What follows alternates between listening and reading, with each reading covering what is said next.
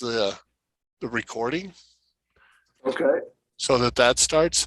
As soon as it's going to bring up a window where it's starting the YouTube, you're going to want to kill that session, okay?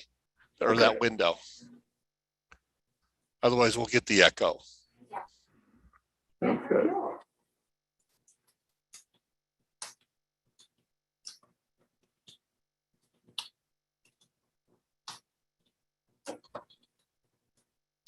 I think I succeeded, David. I don't know. You tell me. Awesome. I'm not hearing an echo. If we hear an echo, we got to find that guy. Okay. Thank you so much. You bet. And you're ready to go. Do I need to hit start recording? You can if you want to hit the resume there.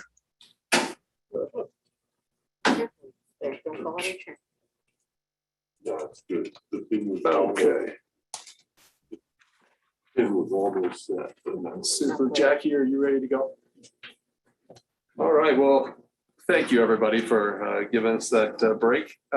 Welcome to the County Commissioners regular meeting for October 5th of 2021. I'd like to call the meeting to order, and Commissioner Avera. Here. Commissioner Richardson. Here. And Commissioner Goss are also here. If you'd stand and join me with the Pledge of Allegiance, please.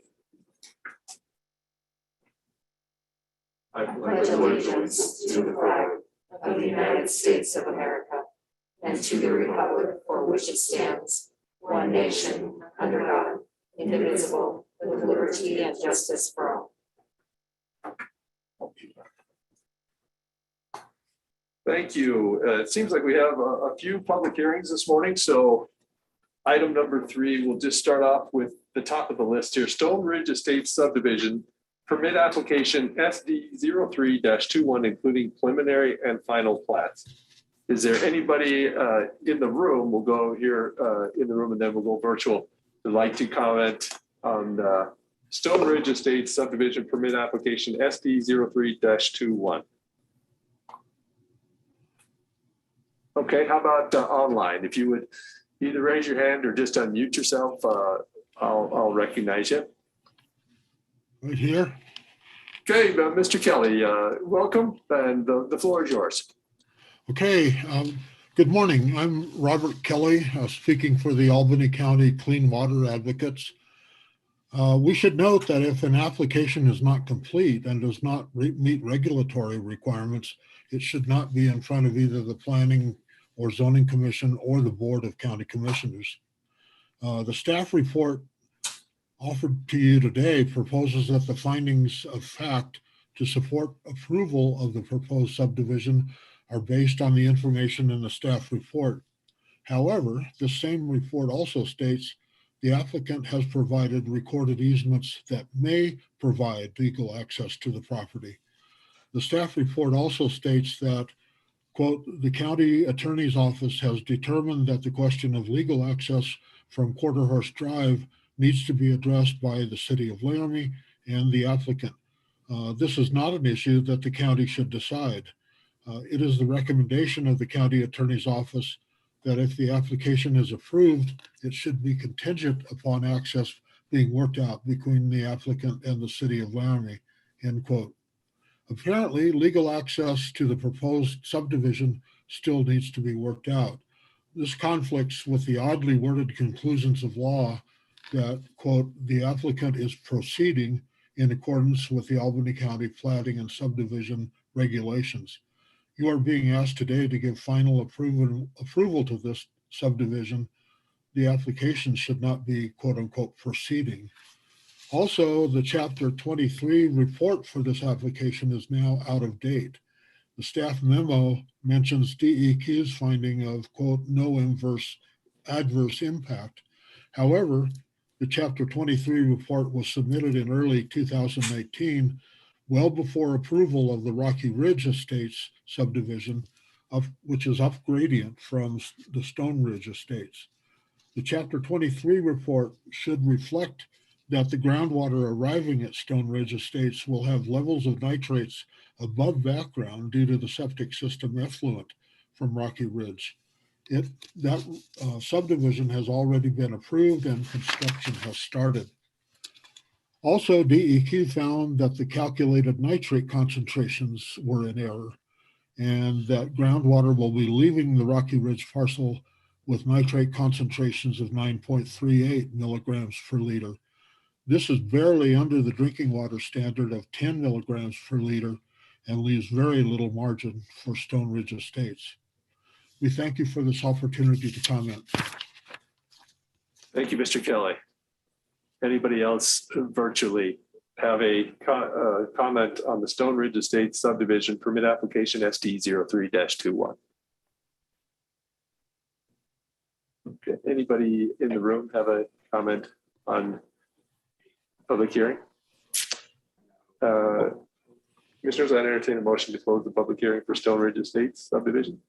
I so move. Second. Moved and seconded. Any further discussion? Hearing and seeing none, all those in favor signify by saying aye. Aye. Aye. Aye. All those opposed, same sign. Motion carries. Mr. Taney, did you want to comment? I just heard something, but Sure. could we have you comment when that comes on the agenda? Since the public. Chair Commission, yeah, that's fine. Okay, thank you. Next up, the public hearing for the Murphy Land Use Change Application LUC 05-21. Would anybody in person like to comment on the public hearing for the Murphy Land Use Change Application LUC-05-21? About online, would anybody online like to comment on the Murphy Land Use Exchange Application? Commissioners, I entertain a motion to close that public hearing. I move that we close the public hearing for the Murphy Land Use Change application. Second. Moved and seconded. Any further discussion? Hearing and seeing none, all those in favor signify by saying aye. Aye. Aye. Aye. All those opposed, same sign. That motion carries. I'd like to open up the public hearing for Mcardle Land Use Change Application LUC-06-21. Anybody in person like to comment on the Mcardle Land Use Change Application LUC-06-21? How about online?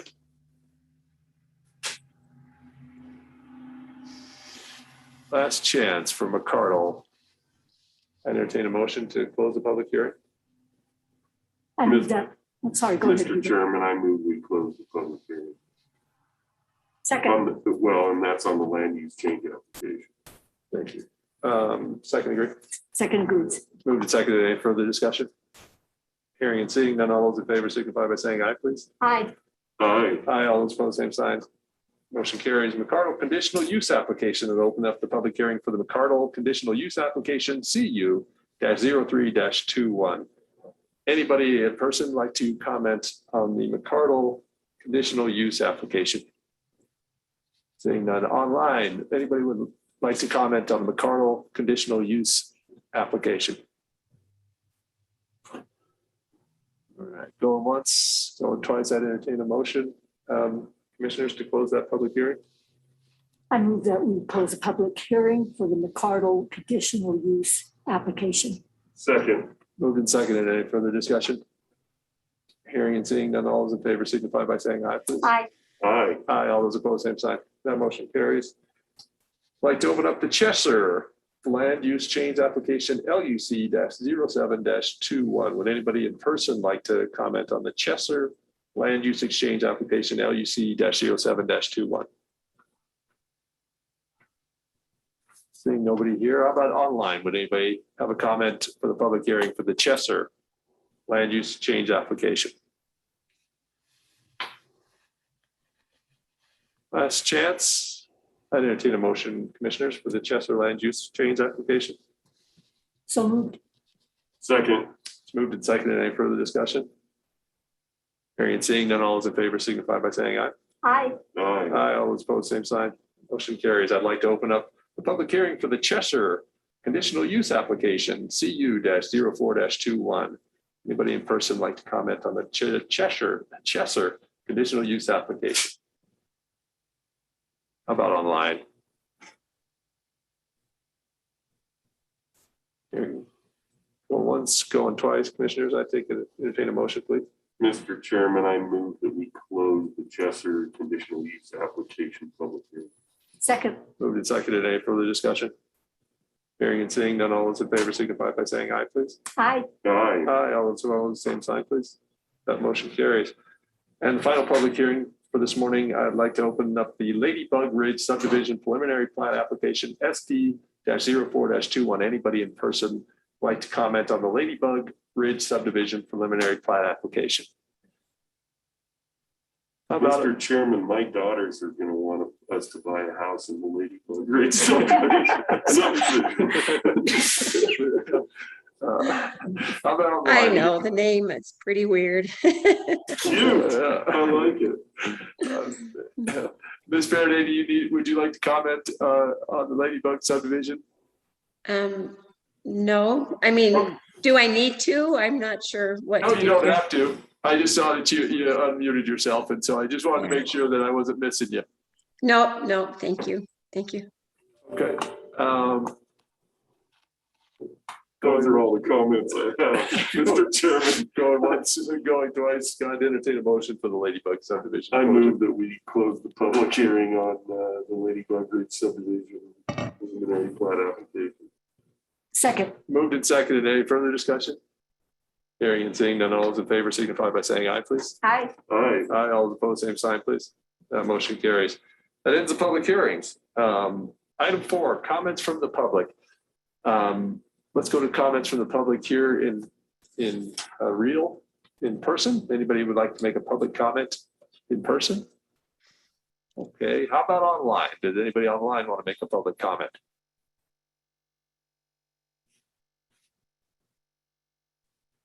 Last chance for in-person or public comment virtually. Commissioners, I'd entertain a motion to close public comment period. I move that we close the public comment period. Second. Moved and seconded. Any further discussion? Hearing and seeing none, all those in favor signify by saying aye, please. Aye. Aye. Aye, all those opposed, same sign. Motion carries. Item 5, Commissioner Ibarra, any disclosures? I have none.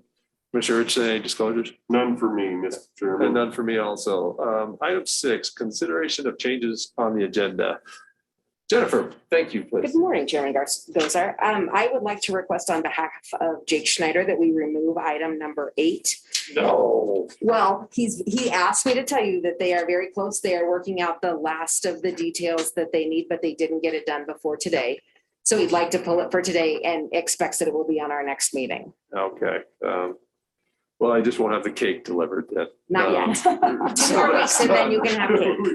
I'm going to be here when this gets done. I'm Right. hopeful. So he said they're very close. There's just a couple things that they're still working out that he needed on the invoice and Okay. back and forth. But Okay. so he asked that we remove it. 8 is off the agenda. Any other changes to the agenda, Jackie, please?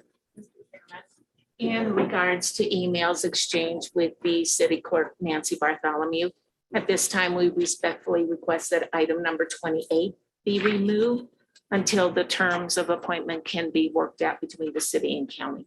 Okay. Item 28 is also removed. So 8 and 28. Any other changes to the agenda? Okay. Item 7, approval of the consent agenda. I'd entertain a motion to approve the consent agenda. I move we approve the consent agenda as presented. Second. Moved and seconded. Any further discussion? Hearing and seeing none, all those in favor signify by saying aye, please. Aye. Aye. Aye, all those opposed, same sign. Motion carries. We will move into item 9 then. Present for consideration, the Stone Ridge Estates subdivision permit application SD 0321, including the preliminary and final plats. David, good morning. Floor is yours. Thank you. Good morning, Commissioners. This application is for preliminary and final plat for the Stone Ridge Estates subdivision. This property is located at 5115 Maceland Drive.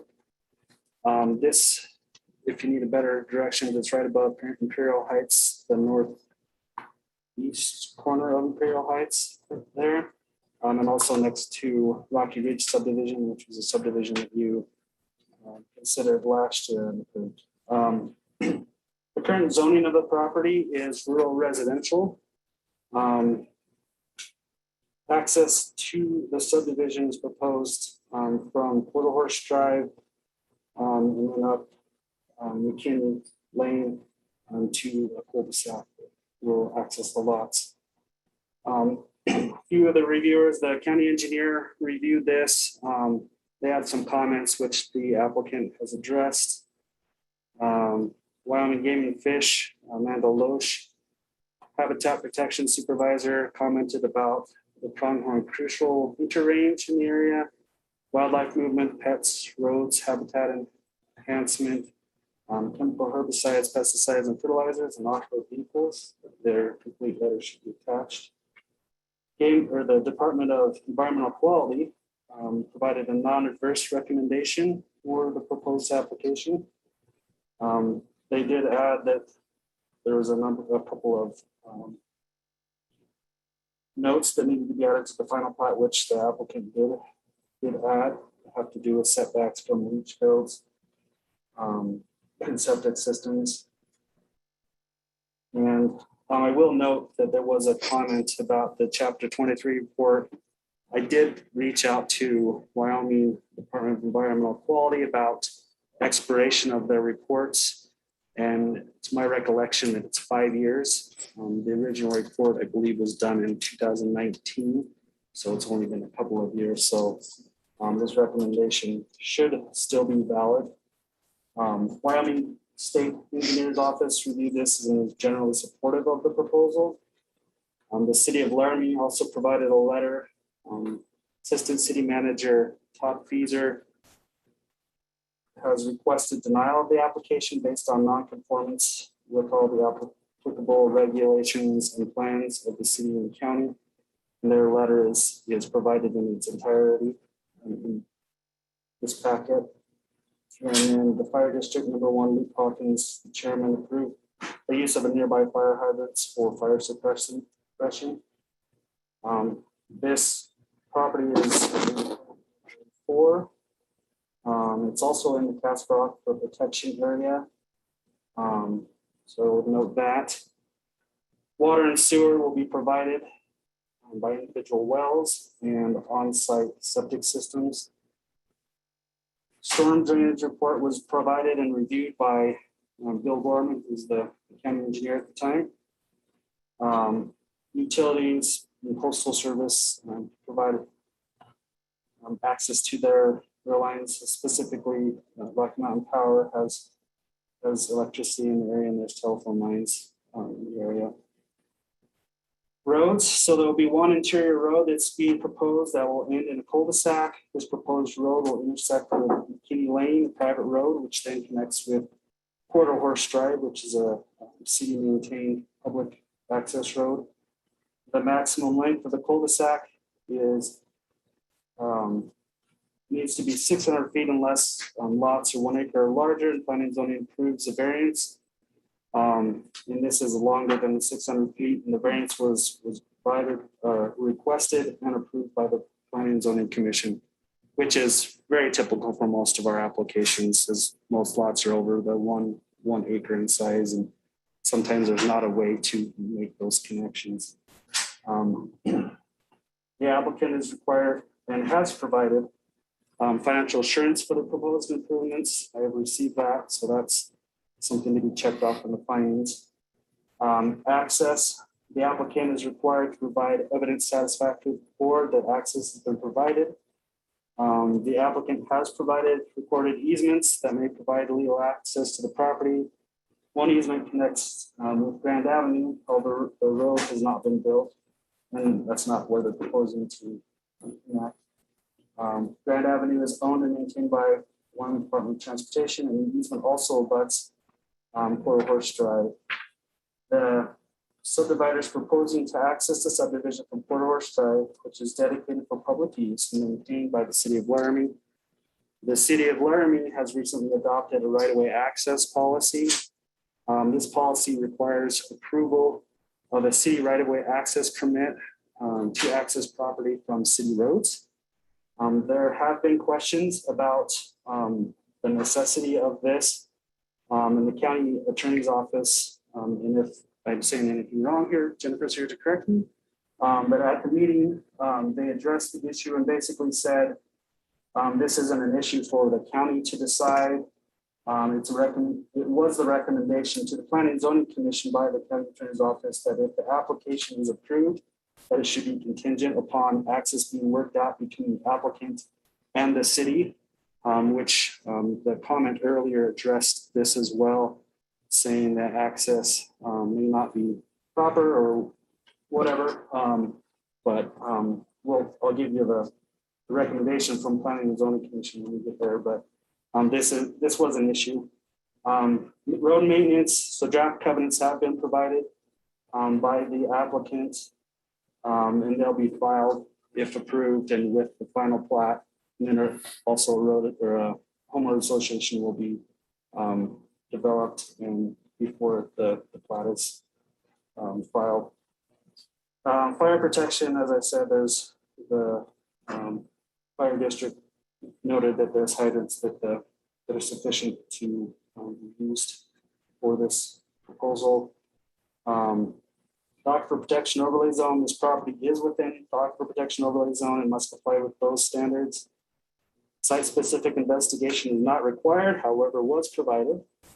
And notes on the final plat that we required systems to be, or septic systems to be set back 100 feet from property lines and from drainage along lots 1 through 5. And this complies with what our regulations require. We require a 100-foot setback for wastewater systems. Notice was provided as required. Findings of fact information provided above and staff report is incorporated as the findings of fact. Conclusions of law, the applicant is proceeding in accordance with the Albany County Plating and Subdivision regulations. So my analysis, so this subdivision is next to the Rocky Ridge subdivision that was recently approved. It is directly north of the Imperial Heights subdivision. This property is contiguous to the city of Laramie and the southern property line runs along the municipal boundaries. The property is zoned rural residential, which allows 2-acre minimum lot size and 5-acre density. The 5-acre density is the average, has to come out to 5 acres per lot. This proposed subdivision is within the protection overlay zone. Portable features have been identified and notes have been provided on the final plat that will ensure wastewater systems are set back from vulnerable features. This proposal complies with the standards of the adopted aquifer protection overlay zone. The subdivider is proposing the use of the nearest public road, Quarter Horse Drive, for access. The lots will be accessed from the proposed cul-de-sac, which intersects the McKinney Lane. Quarter Horse Drive is city street. The city of Laramie again has adopted their access policy. And the recommendation from the county attorney's office concerning access was that approval be contingent upon the applicant and the city of Laramie working out the issues. And the county is unable to make that determination. So this is what the Planning and Zoning Commission's motion was. Give you some insight to where their motion came from. They made a motion to approve the Stone Ridge Estates subdivision application SD03 -21, including the preliminary finals of plat based upon incorporating the findings of fact and conclusions of law stated in the staff report, contingent upon the following. So they were contingent upon draft covenants addressing road maintenance for the proposed subdivision roads are received prior to review by the Board of County Commissioners. I will check that box. We have received those. Finalized covenants are filed with the county clerk with the final plat, which is how we proceed. They have to be final, or they finalize them once it's approved and then they file it. The documentation necessary to create homeowners association to manage the entity and enforce covenants are filed with the state prior to the final plat. Again, this is normal procedure. They get that all squared away and then they get that organized so that they're filed at the time of the final plat. And then financial assurance for the proposed improvements is provided prior to approval by the Board of County Commissioners. So that has also been provided. So the only two left from their motion were to finalize the covenants and get those filed, and then as well as creating the association, which comes after approval. So there was discussion on this motion. Mr. Kennedy explained that access at the end of the dedicated public road cannot be withheld and is outside of the purview of this application. So this one pertains to the access issue. Mr. Moore also thought that access was a non-issue. Mr. Hinckley noted his opposition for the motion to approve the application was in favor of continuing the application based on the following. He did not believe that the access issue from Quarter Horse Drive has been resolved. Would like to allow the city to perform the peer review of the site-specific investigation, and would like to request that Wyoming Department of Environmental Quality provide a more thoughtful analysis of groundwater impacts of this subdivision. The vote on the motion was a 3-2 motion in favor of the original motion. Mr. Kennedy, Mr. Spiegelberg, and Mr. Moore voted yes, and Ms. Hanning and Mr. Hinckley voted no. So hopefully that's all the details that you need to begin the discussion here. I'd be happy to answer any questions. The applicant and his representatives are here in the room, so if you have questions for them, Jennifer sent me those, so if you have any questions for her, so. Yeah, so David, thank you. And I just have to tell you, thank you for including the discussion of the Planning and Zoning Commission. That is incredibly helpful to me. And so thank you for doing that. And so Commissioner Ibarra, Commissioner Richardson, any questions for David? Yeah, I have. Okay. And I too, David, want to acknowledge that inclusion because it just makes it that much more information, knowing what was discussed at P&Z and all. It just makes it a more complete report. And I applaud you for changing that. And I hope in the future, all of these will include that because it's very relevant information, I believe. So thank you. We'll try to do that. Some of them don't have much discussion. That's okay. That's Oh, fine. I'm sure they don't, but in this instance it does, and it's Absolutely, yeah. pertinent information. So good on you for doing that.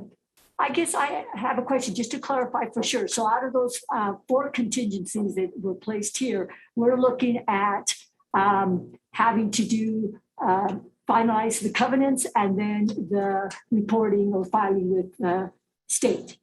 Yes. Okay, and you're telling me that those normally come after the application has been approved? Correct. That's always the process? Yeah, because I mean, if you create covenants and then it's not approved, then I don't. What's the point? Yeah, what's the point of doing Okay. that? But we've always allowed that. So. Okay. And you see, then also, I guess I agree that I feel that this is still going through the process because it hasn't been worked out, the final contingency with the city as far as right-of-way access. So I'm wondering why it's really before us if these things haven't been met.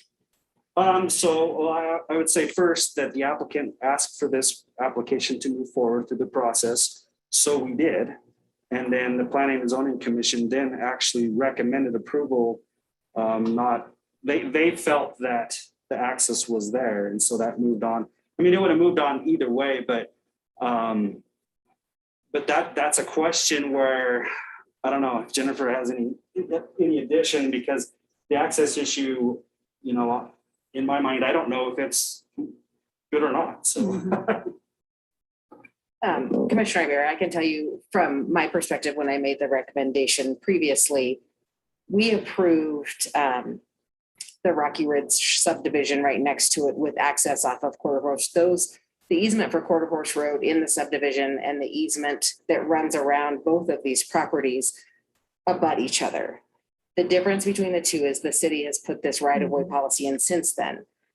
There are, I know of at least one lawsuit that's been filed against the city because of that policy and access on Quarter Horse. And I just thought it's not a position that we want to put the county in to make a determination as to whether the city's policy is enforceable or not enforceable. And so my recommendation then, and would be again to you, is if you choose to approve the subdivision, you can approve it contingent on the applicant working out access with the city over Quarter Horse Drive, however that may look. Okay, thank you. Yes. And can I just add, Commissioners, you know, when the application was turned in and we got to this point, the applicant is aware of the discussions and the issues with it.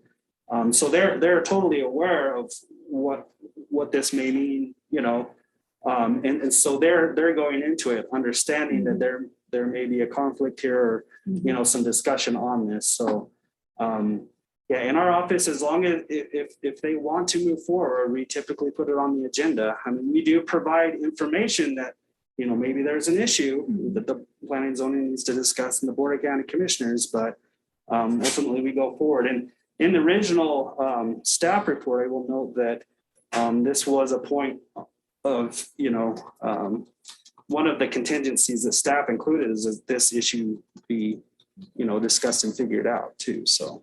Okay, thank you. Commissioner Richardson. Mr. Chairman, this is an interesting dynamic and it happens often. And that is that the city asks us to enforce their municipal code or their planning rules extraterritorial. So when an applicant satisfies ours, we're being asked to go out of our lane and deal with, the city's preferences or whatever. Now, when House Bill 14 was enacted, and I don't, maybe that was the 1999 legislature, I'm sorry, the 2019 legislature might have been 2018. I don't know what the enrolled act number, the number of the enrolled act is, but it basically confines the municipality to certain, they can comment on anything they want, but we're only required to incorporate certain things. There's about 5 categories. And so it can confuse commissioners who don't understand what we're supposed to consider versus what they would like us to consider. And when we incorporate the findings of fact and conclusions of law, if we incorporate a preference, that's not a legal position on our part. Just like when the Game and Fish talks about critical winter habitat and use of pesticides and herbicides, that is not a regulatory requirement. They're just offering information to the subdivision applicant. If they go out there and use pesticides, nobody can stop them, right? So lots of the inputs that we take are suggestions and, fun stuff for us to think about, but they don't really necessarily play into a final decision as far as what we're required to consider. And in the case of the city's right-of-way access, it presents huge issues for the city because those issues exist all around the city, right? They exist in West Laramie, they exist on, there's all kinds of places, Skyline, South 18th, they're everywhere, right?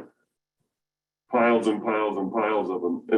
And the process was sort of the tail wagging the dog. So I'm commenting on city policy right now, and that is that in their desire to act extraterritorial and block subdivisions that are outside their territory, they came up with a driveway access policy that is specific.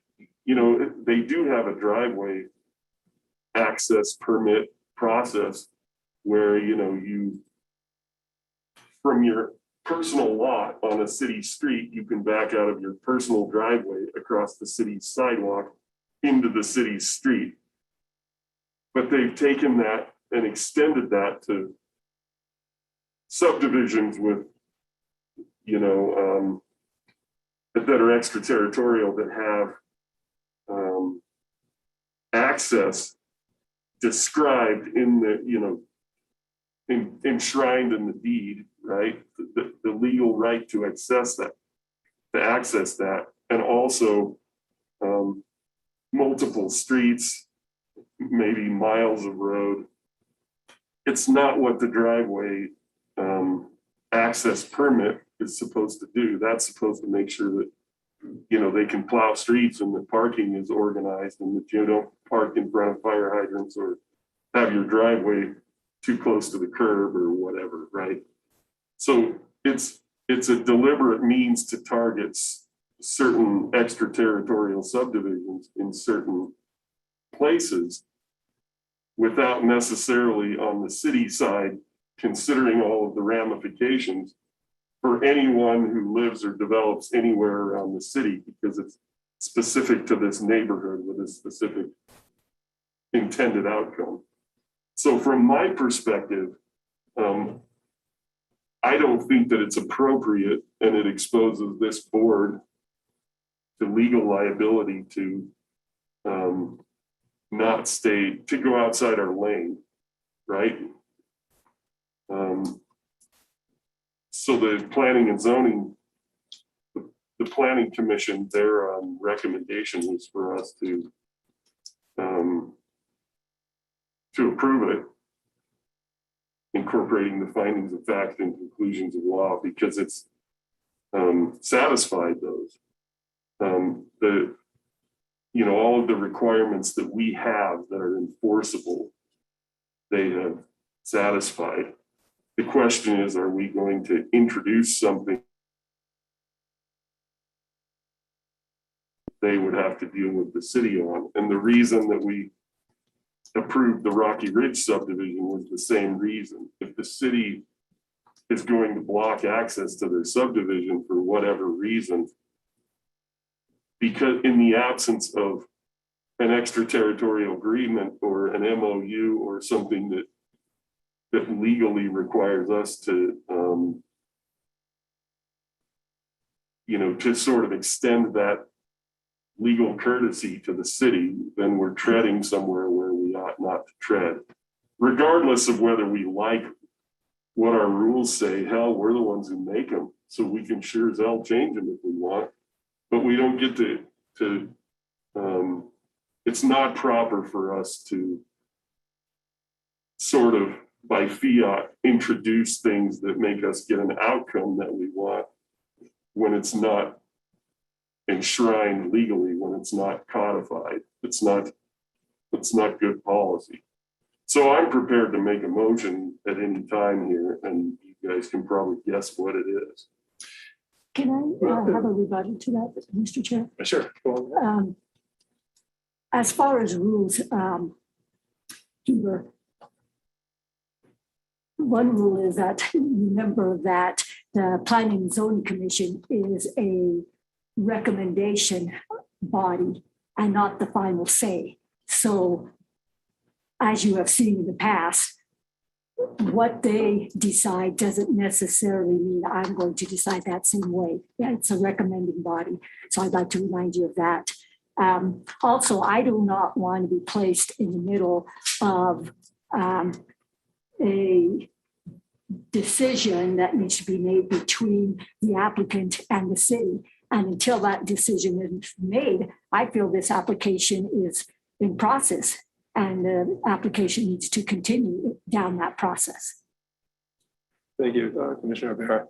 And just for the record, when the Rocky Ridge Estates, and correct me if my memory doesn't serve me well, when the Rocky Ridge Estates came before us year and a half ago or so, the county attorney, who is a different county attorney than the one we have presently, recommended that we not approve based on access could not be determined. And so I just want that to be stated, right? So, one person's fiat is another person's rules. And so we had legal opinion from our county attorney then that should not be approved. But I would like to hear from Mr. Teeny. I'm sorry I cut you off during the public hearing. Do you have a perspective you'd like to share with us? You don't have to if you don't want to. Chair, Commission, thank you. David mentioned in his David mentioned in his staff report that our letter and our comments for this project were included, and that was going to be my public comment, as our comments still do remain the same related to this subdivision application. The city provided that letter so that you all could consider those comments and those reasons in which why the city is recommending denial of the Rocky Ridge subdivision. And really, I'm not going to reiterate the letter. There's no need for that. And then secondly, we would say that, yes, the access has not been resolved at this stage. And that's what we would like to see, at least related to that aspect of our comments. So I would just leave it at that. Thanks, Derek. Yes, David, go ahead, please. Yeah, so I just wanted to make one other comment, and it's not really in regards to whether there is or isn't access, but just the process of finding an application complete. The applicant did provide documentation that they felt showed that there was access. And so that is in the application. So I would say that it is complete.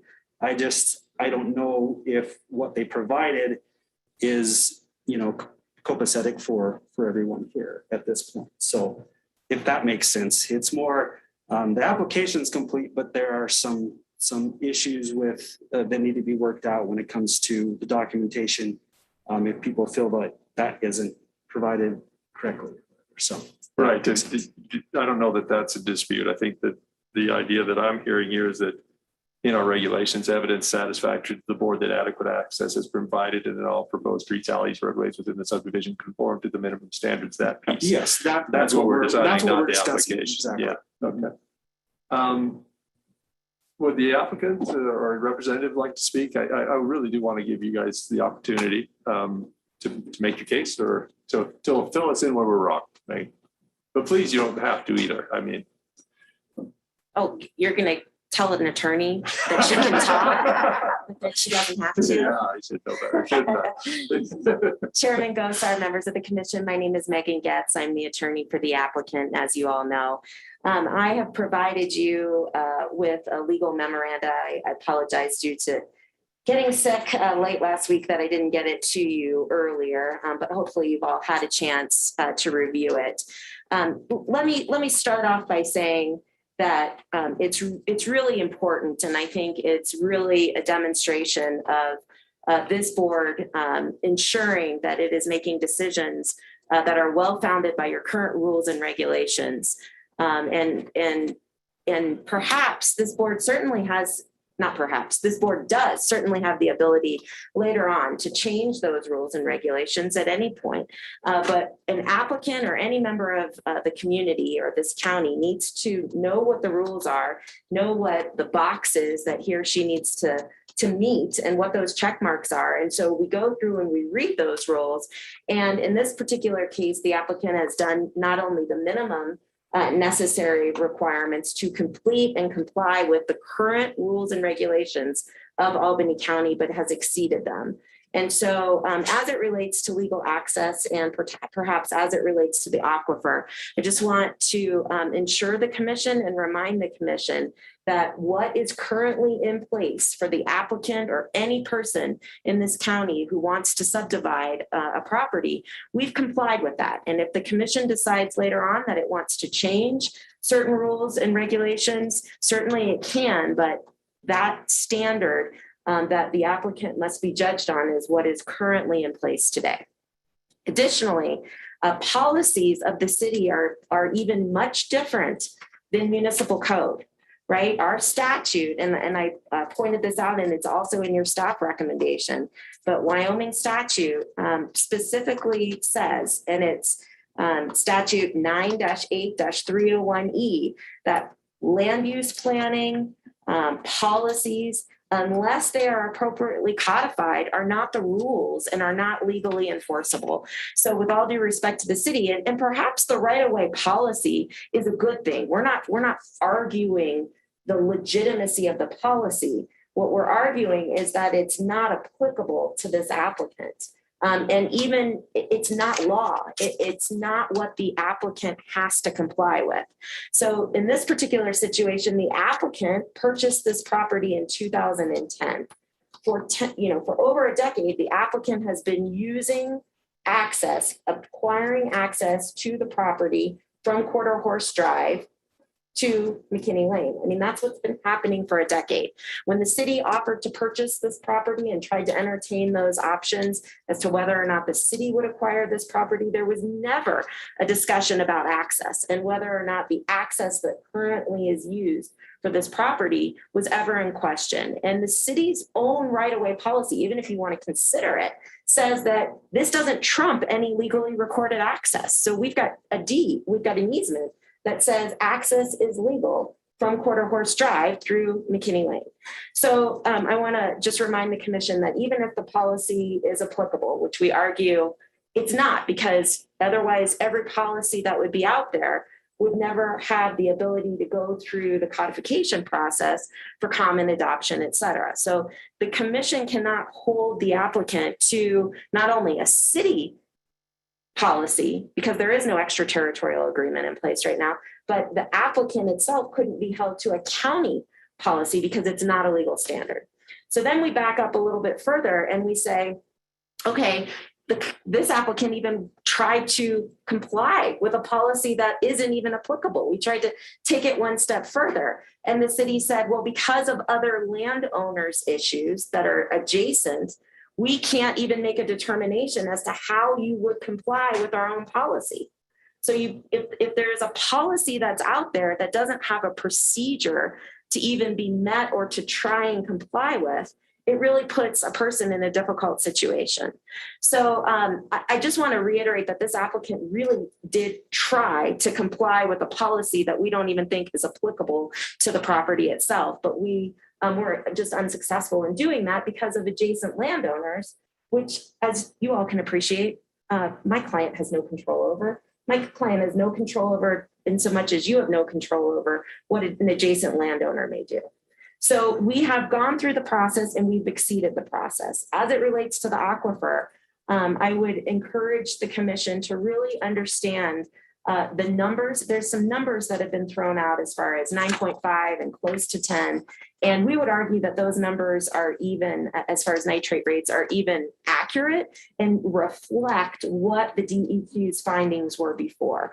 But that's really not even an issue, because the applicant did not have to go through the very lengthy and financial expense of obtaining a site-specific investigation, but did so to be a good community member and a good participant in care of our aquifer, right? And got that report, got that information, and we have a non-adverse recommendation from the DEQ. What a planning and zoning member may have wished that the DEQ's process consider or engage, as I think the notes reflect, a more thoughtful process is of course that commissioners or that planning and zoning commissioners prerogative, but it's not within our control. The DEQ sets out a process, the DEQ follows that process, and you have before you the letter that complies with the process and says there is no adverse finding, meaning that this particular proposed subdivision does not create an issue for the aquifer. We have been willing to entertain options just like we did with the city as it relates to the right-of-way policy. So if the commission has concerns and wants to ask the applicant for additional measures even beyond what has happened and been presented through the site-specific investigation, we wish you would do so versus just summarily denying something that has met and checked all boxes. Respectfully, I think my legal memorandum sets out that if the commission does not approve this subdivision, we feel as though that is an act that is arbitrary and capricious because we have met all of your requirements. We have gone through the process, we've followed the process, and we have met all of your requirements. And respectfully, we would suggest that taxpayer dollars are not best utilized in continued litigation. When you look at your consent agenda, you've got ongoing litigation about these subdivisions where the subdivisions apparently aren't being approved. And I'm not trying to speak that these are apples to apples in comparisons. I'm certainly not trying to make that argument. But when subdivisions aren't being approved and they're continuously being litigated and appealed, that is not the best use of taxpayer dollars. It's going to have a chilling effect on property values in Albany County, on homes in Albany County, on insurance in Albany County for property owners. I mean, the trickle-down effect is very significant. By no means am I mitigating the commission's dedication and focus to clean water. We all share that. In fact, the applicant shares it, which is, again, I'm repeating myself now, why the applicant went through the process of doing something not required, getting a site-specific investigation. So we would simply ask that the commissioners approve this subdivision, move this forward. We are willing to continue to talk to the city about what is required under a right-of-way policy and access, what they're wanting. But to date, we still have not been told what that is. And so I would like to use the analogy of if the commission is going to require us to comply with city ordinances, there has to be a parameter of how and when we do that, because we can't be kind of strung out there to have to comply with something that we're being told isn't, I don't want to say isn't compliable, but there's just no process to even be able to achieve it. So I would respectfully request you look at your own rules, you look at your own legal authority, and you determine if we've met that authority here today. And I would submit to you based on your own staff recommendation that we have. We have done everything that has been required and asked of us, plus then some.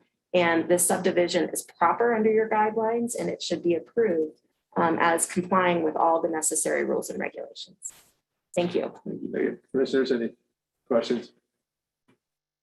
Mr. Chairman, I have a comment, and that is, the city is asking us to be their heavy. They're asking us to deny the subdivision because they can't use the driveway permit application process to deny it, and they just have it targeted for destruction. So if driveway permits are so easy to require, that shouldn't hold this up at all, right? You just go down there and pay the fee and work out some engineering or access or line of sight or traffic control stuff and do it. So for us to follow our own regulations is a simple thing for us to do without getting tripped up over, where Joe gets allowed on the quarter horse, right?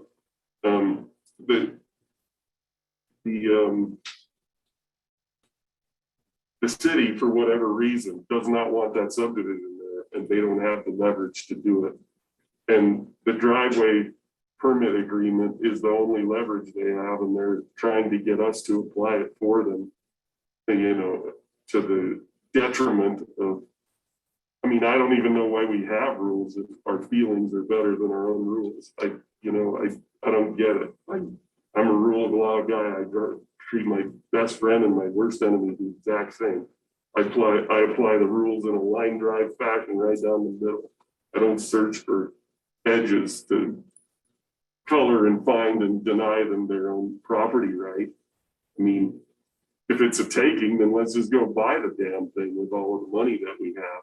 But if we're, the property rights exist inherently, and regulations are an implied contract between, we're imposing limitations on property rights that are inherent to the landowner.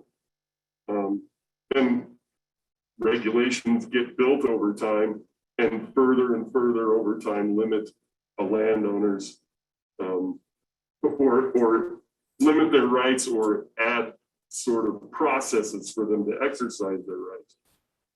But for us to arbitrarily decide that we want to, I guess, be deferential to something that's not codified, reveals biases that we may have that aren't codified in law. So I'm ready for a vote, Mr. Chairman.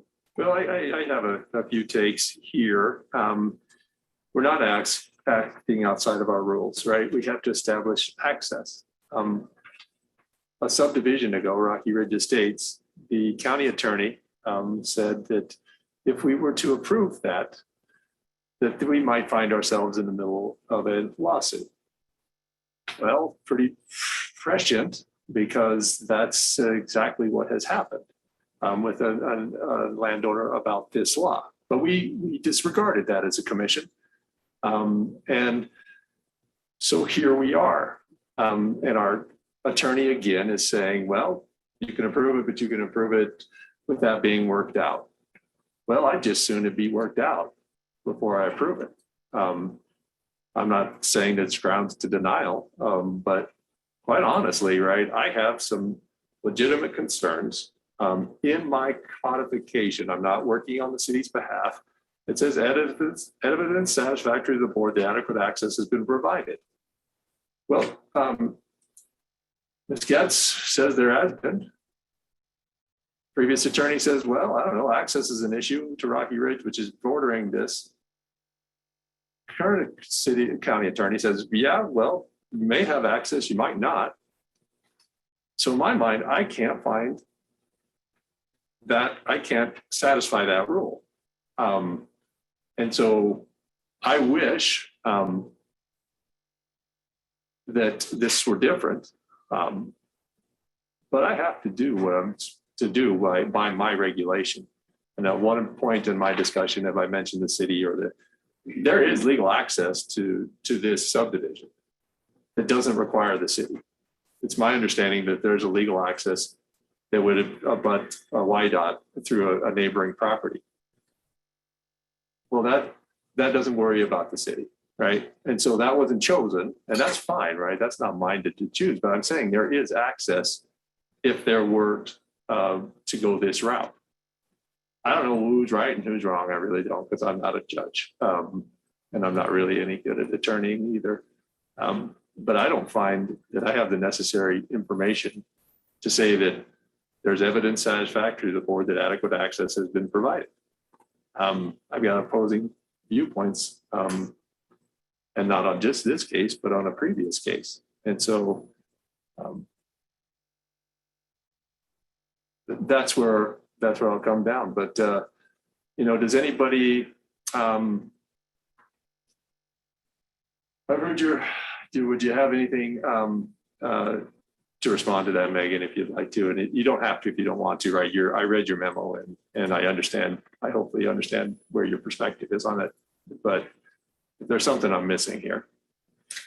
I don't think there's anything you're missing. I think it begs the question, Chairman Gosar, of who has the authority to question legal access before the commission and make that determination. And it's almost akin to saying, well, applicant, you need to comply with the rules of Colorado, even though you're building in the state of Wyoming, but we don't have any authority to even understand what Colorado is saying. And so I just think it's a real slippery slope that the commission is going down, because it opens the door for concerns and policies of any other governmental entity that aren't codified and part of the commission's rules and regulations to be called into question and interfere with the property owner's land use plans. So I think I'll end there. Okay. Thank you. Well, commissioners, if you don't have any other questions, I'd entertain a motion. Mr. Chairman, I have another comment. Sure. The comments from our previous county attorney on Rocky Ridge subdivision that you're referring to were early on in the process. And ultimately that was sorted out, and the only thing that was left was the city's driveway permit process that didn't exist in its current form at the time. In other words, they were trying to stretch something that they had to block that subdivision.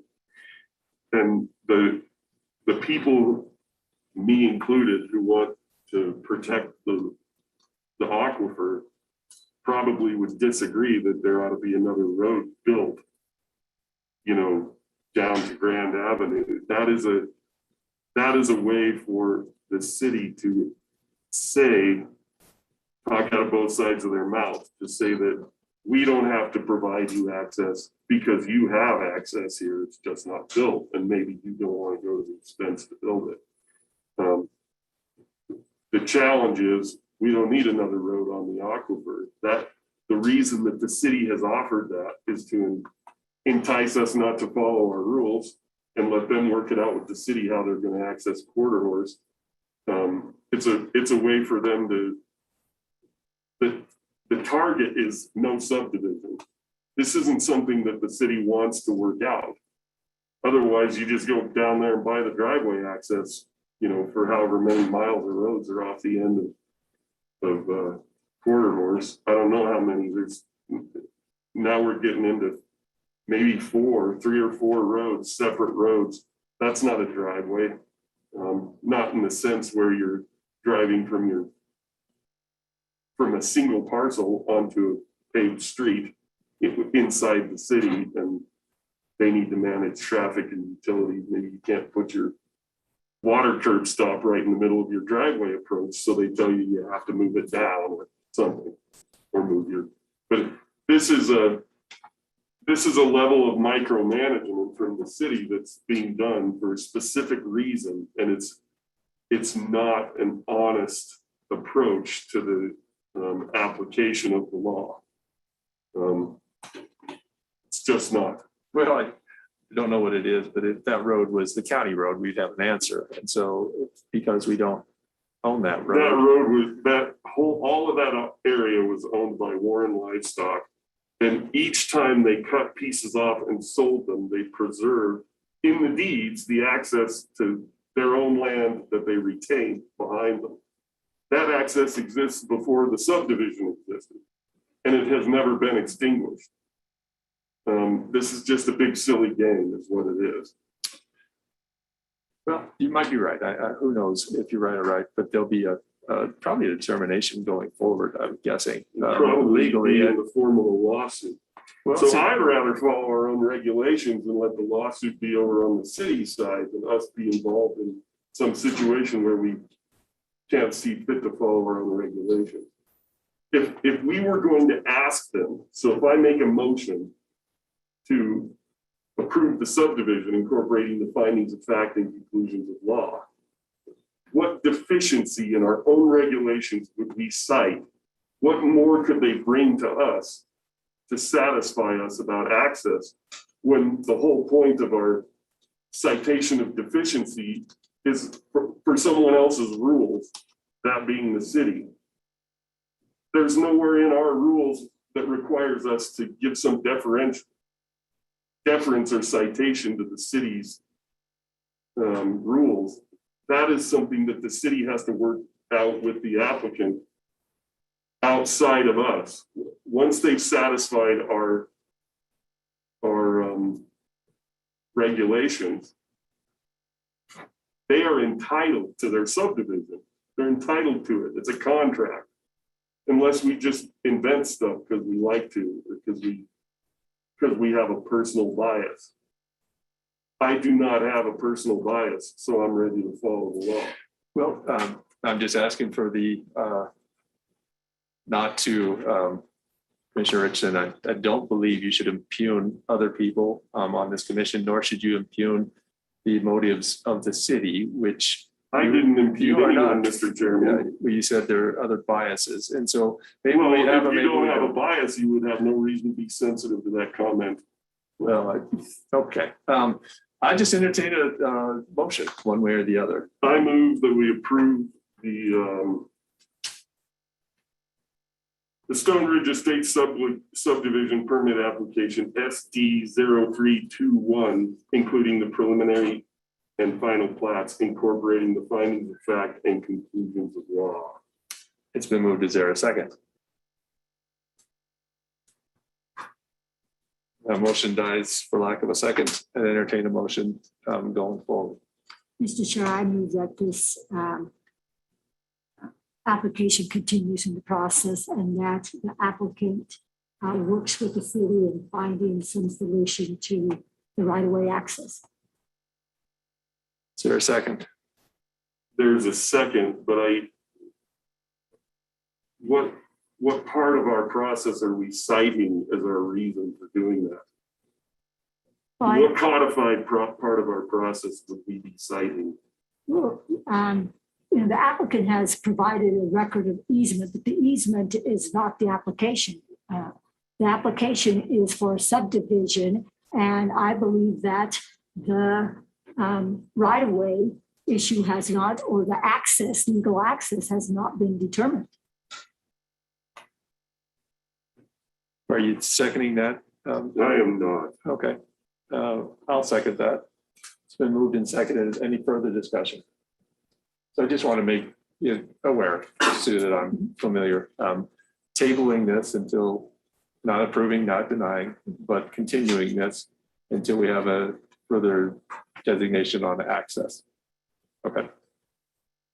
Any further discussion? Yes, David, please. Yeah, Mr. Chair, Commissioners, if we do table this, we do have a 45-day shot clock to Okay. make a determination. So just to keep that on your mind. So I'm not sure when it will come back, but we will need to bring it back whether the applicant does or not within that 45 days. I think that is a fine rule, actually, because everybody should have a knowing timeframe when this decision is made. So thank you for reminding us that. Yeah. Been moved and seconded. Any further discussion? Hearing and seeing none, all those in favor signify by saying aye. Aye. Aye. Aye. All those opposed, same sign. Motion carries. Thank you very much for the discussion, and if I can be helpful to the process, I will definitely try to be helpful. Please let me know, David, Megan, Derek, Jennifer, if I can be helpful by talking to the city, please let me know if that is a helpful use of the strategy. And we got 45 days to figure this rest out. So thank you. Item 10, present for consideration the Murphy Land Usage Change Application LUC-05-21. Joe, good morning. Morning, Commissioners. All right. So the applicant is Casey Murphy of Capstone Industries LLC. The legal description is 26 North, Range 70 West to the 6 p.m., Albany County, Wyoming, Section 6, Lot 6, and Township 26 North, Range 71 West of the 6 p.m., Albany County, Wyoming, Section 1, Northeast quarter of the Southeast quarter. The request is to change zoning from commercial to agricultural. Access is off of Camp Paradise Road, a private road. The applicant is requesting a zoning change from commercial to agricultural. There were 5 reviews and no concerns were mentioned. Notice has been provided by posted sign, publication, and certified mailings as required. The applicant has provided the required site plans and/or survey. The proposed zoning change generally follows the suggestions of the Albany County Comprehensive Plan, including but not limited to the long-range growth plan and priority growth areas. The applicant has addressed all potential impacts. Findings of fact. The findings of necessary for approval as listed in the staff report are incorporated here as findings of fact.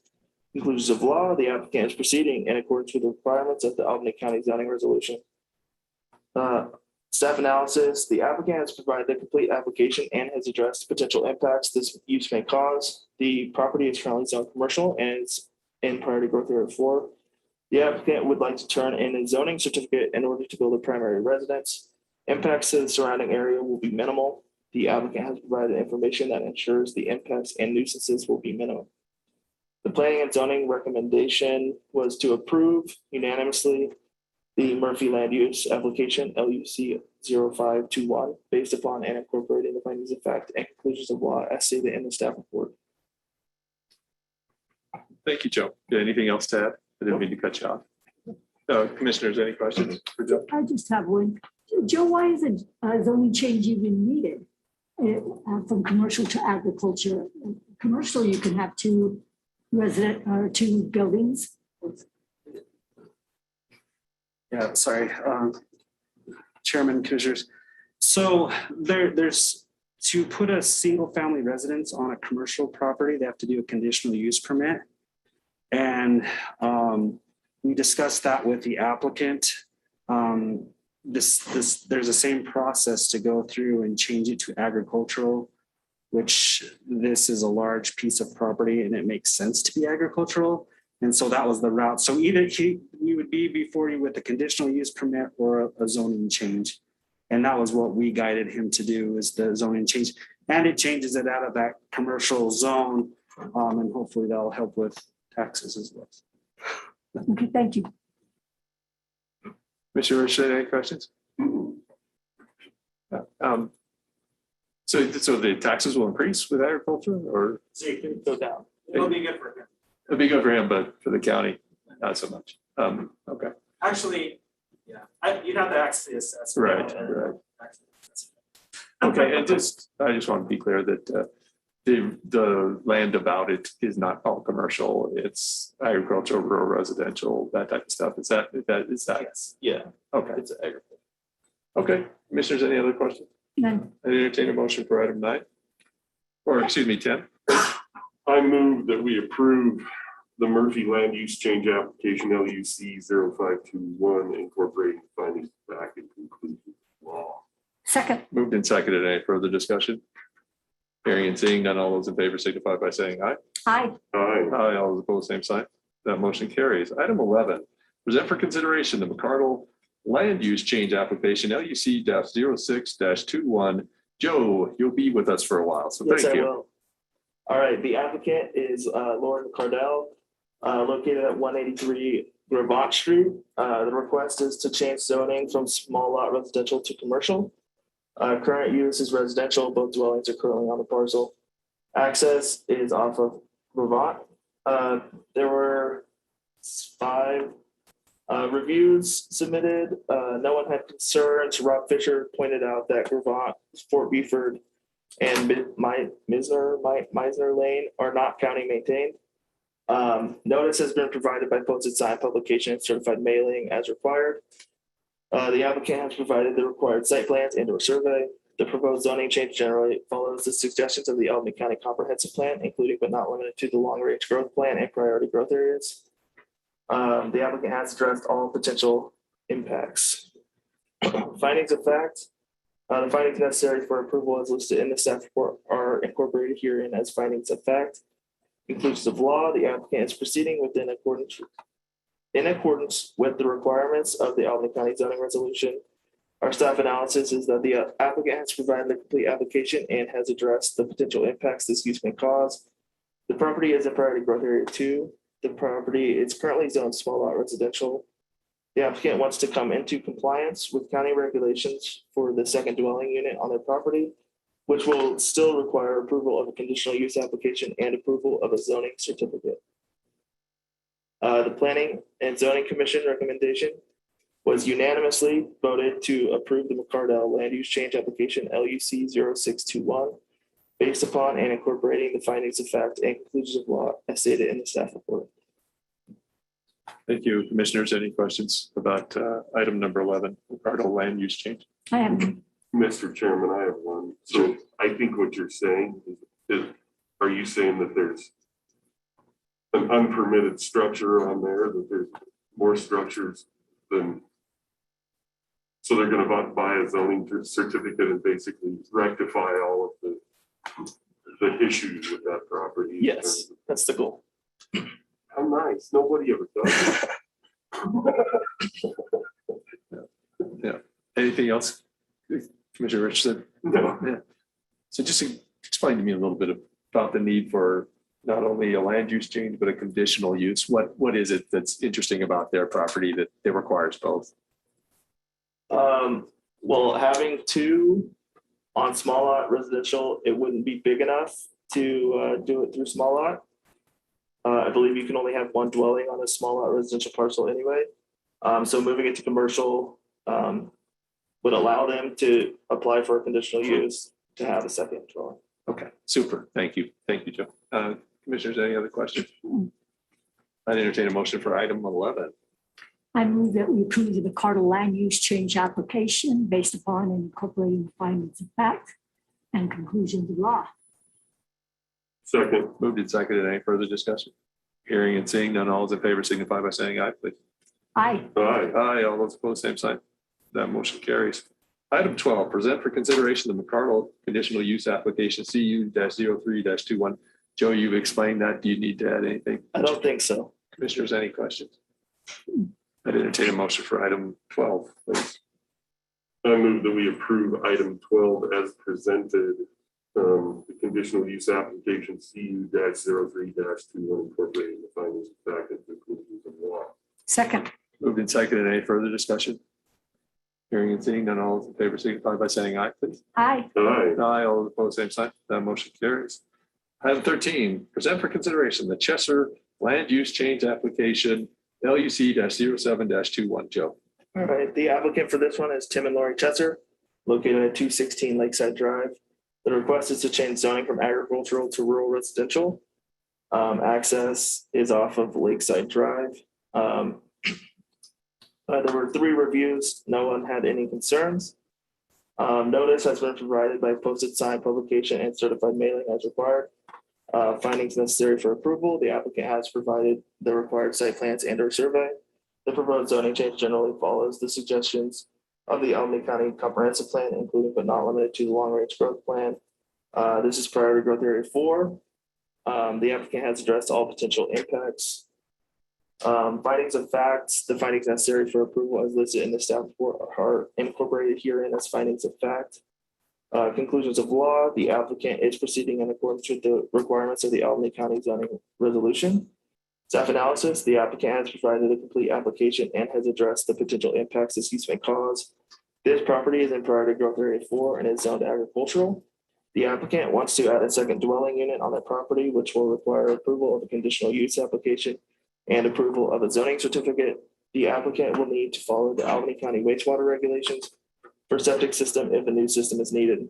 The Planning and Zoning Commission recommendation was voted to approve the Chester land use change application LUC 0721 based upon and incorporating the findings of fact and conclusions of law as stated in the staff report by a vote of 4-1. Commissioner Hinckley voted against this proposal due to not wanting a future subdivision to be applied for in this location of Wild Horse Ranch.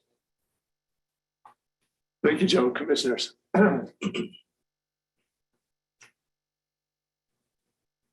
Joe, I'm curious if there's any, when it came down to the 4-1 vote, if the opinion offered by the dissenting vote was just, was there any codified or regulatory validity to that, or was that just an opinion expressed? There was already. I don't want to speak for Mr. Hinckley, but I believe he wasn't actually opposed to having a second dwelling on the property. It was just the potential for a subdivision in the future. And so there wasn't any like regulatory anything unless he felt like it wouldn't be appropriate for the area. But that's what I can remember from the discussion. But wouldn't that require a completely separate process? Like someone would have to actually apply for a subdivision before it would get considered? Well, correct. Yeah, Rather they would than have, in the abstract. yeah, they would have to apply for a subdivision to do that. So So I'm they can't do curious- it now. I'm I mean, curious even if why this is a a planning permit, so- commissioner would consider the potential eventuality is of a subdivision that hasn't been applied for. And I can't answer it. It's a rhetorical question, but it's for illustrative purposes. David, you might state, can a subdivision be applied for as it stands right now on that property? No, it wouldn't be able to meet the density requirements. Right now it's agricultural, which is one dwelling per 35 acres. Right. And so they would have to, yeah, they have to get a zone change to do a subdivision. Right. And so there is like regulatory concerns. This is just not a Commissioner Hinckley made it up, right? If we do this and they were to sell this property and somebody subdivided it, that is legal if we were to do this, right? Yeah, if they went through the process and you approved it, yeah. It's super cool. That's the land ownership process and transfer process in America. Right, but correct me if I'm wrong about the Wild Horse Ranches. That was created with the idea that that was going to be agricultural land. And 40-acre lots were picked because there was no subdivision required. Is that your understanding of Wild Horse Ranch? The purpose is residential. I mean, they're just large lot residential, but they did it through the state exemption. You're correct. And that's why they did it, because they were allowed to do that at the time. That's how it was created. But yeah, so there are plenty of people out there that probably bought their land with the idea that this was going to be an agricultural 40-acre place. And so if this were to be done, that might change overnight with the sale of this land to somebody who had a different vision. That's possible. Is that correct? yes, well, so I would note that in the covenants that are provided in the Wild Horse Ranch, by Wild Horse Ranch, they do allow 10-acre lots. They do allow subdivisions on their land. So when a buyer comes, there is that potential that because there's people come in all the time and say, oh, the covenants say I can do this. It's like, well, you can if you go through all the process to do it. So there is kind of an expectation that they can do that. And a lot of people don't do the subdivision process through us per se, but they do like a family affidavit subdivision, which allows them to just do that and they do it, and they give it to family members.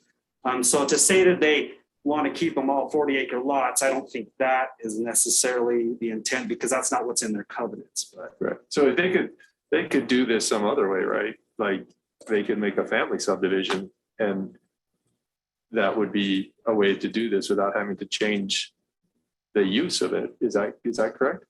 Well, I don't think so. Unfortunately, there's some time limits, so they couldn't do it today. Right. Like the statutes require you have to own it for 10 years now. Okay. Before they can do a division. I'm not sure when they purchased it because there's a certain day that it's 5 years and then it's 10 and then I don't know, but right. There is that time. So the reason they went through this process is because they weren't able to do that process. Okay. And Jennifer, you had something to say, and I'd really like to hear what you had to say, please. My comment was only going to be what David brought up, that in their recorded subdivision regular, the covenants for Wild Horse, they allow subdivision down to the 10 acres. And I think when Wild Horse was created, they did it at the 40 acres because then it didn't have to come through all of the subdivision requirements that were otherwise allowed because they were the large lot. Right. When it was done. Yes, Yeah. it's easy to survey, then you just Right. cut the quarters up. So you guys know, are you familiar with the 10-acre piece of Wild Horse Ranch? So how does that work, right? Do they apply to Wild Horse Ranch first? Do they apply to us? So the covenants are the civil part of it that are recorded and run with the land. Yeah. So it's something, and I don't mean to speak for David's office, but I know it's something that they look at when they know that there are covenants on the land and will bring it up to applicants and say, your covenants say you can't, what's recorded right now is your covenants say you can't subdivide this down to, you can't take your 40-acre lot out there in 5 acres. If your subdivision, your covenants allow 10 acres, then they'll help them go through that process. So it's not, the subdivision would come in front of you, but it's part of what is looked at within the planning process is what are the recorded covenants and what do they say? Okay. So if we were to do this, would our decision supersede that 10-acre covenant or would it not? I don't think we're asking to make anything smaller than 10 acres. Is that correct? They need to, this is another case where they're trying to make it legal. So they put a second structure on the property, which they're not allowed to do. And so they're going through this process. Yeah. And this is the only process right now. And this was brought up in planning and zoning. And it shows that we've got a little bit of a problem with our regulations or a perceived problem because we don't allow a second structure on a 40-acre piece. There's really not going to be a whole lot of impact, even if it'll still stay 40 acres, but we don't have a way to just allow that right now. Yeah. So is the point that we could modify like if I had a home and I wanted a little mother-in-law guest house for, whenever I have visitors, I guess the point is that we can have a primary structure and some number of secondary structures, outbuildings, sheds or whatever, but you can't have two primary structures. And I don't know where that goes away. If I owned a ranch that was 20,000 acres and I've got, the back 40 place and the upper 200 place and all of that. I guess I don't know where all those play together. Like for me, I know that two structures on a 40-acre piece is not really a problem. It's just a matter of, so from my perspective as a commissioner, as somebody who's in charge of the process, right? As far as their covenants go, because they're more restrictive than what we, I don't really see an issue here. I'm trying to understand why, if we need to change some rules in our process to make it even more understandable at the outset, even if the rule doesn't change, maybe we rewrite it so that it's more easily interpreted, or something. I don't know. I mean, this is an issue that we'll be discussing to see what we can do, but. Because I'm never inclined to change rules or make policy on one-off issues, right? But when they come up over and over again, Right. then that's when it's time to. Well, and I'll note that we've done this multiple times. We've done it in Wild Horse Ranch, the exact same thing. Yeah. We've done this on other 35-acre parcels or, throughout the county. This is something that we do, and we always, I don't know about this one, but we've always approved them, so when we do that, it just shows that we're asking too much, when they have to go through the whole process to get something that we typically just approve, And it really and truly has to do with the time limit imposed in statute on how long you have to own something before you could do the family subdivision. Mm-hmm. Right. So we don't have any control of that. And we are not the enforcers of the covenants of the subdivision. We just stay in our lane and do what we do. And Yeah, so I just want to make sure I understand this. We're asked to go to rural residential, which is a 5-acre lot density, but lots as small as 2 acres. So if we were to approve that, I guess legally, that wouldn't be available to them because of covenants. Is that your understanding of it, Jennifer? What I would tell you is that if that were to come in front of you, I would tell you that it doesn't meet their current recorded covenants. And again, while we meet our planning process, we should have a contingency in there that a conditional approval in that situation, that they'd have to change their covenants to allow it to go that small. Right. Just because we don't need to create issues, civil issues for the neighbors who are trying to enforce things. Yeah. I think we did something like that from rural residential to commercial across the street from the Tumbleweed gas station, but those covenants did not allow for commercial. And this is my concern, right? I understand their need for another house and I don't have any problem with it, right. But it is the precedents and the change that you establish has far reaching implications. And those should be considered while you're trying to meet the needs of these people.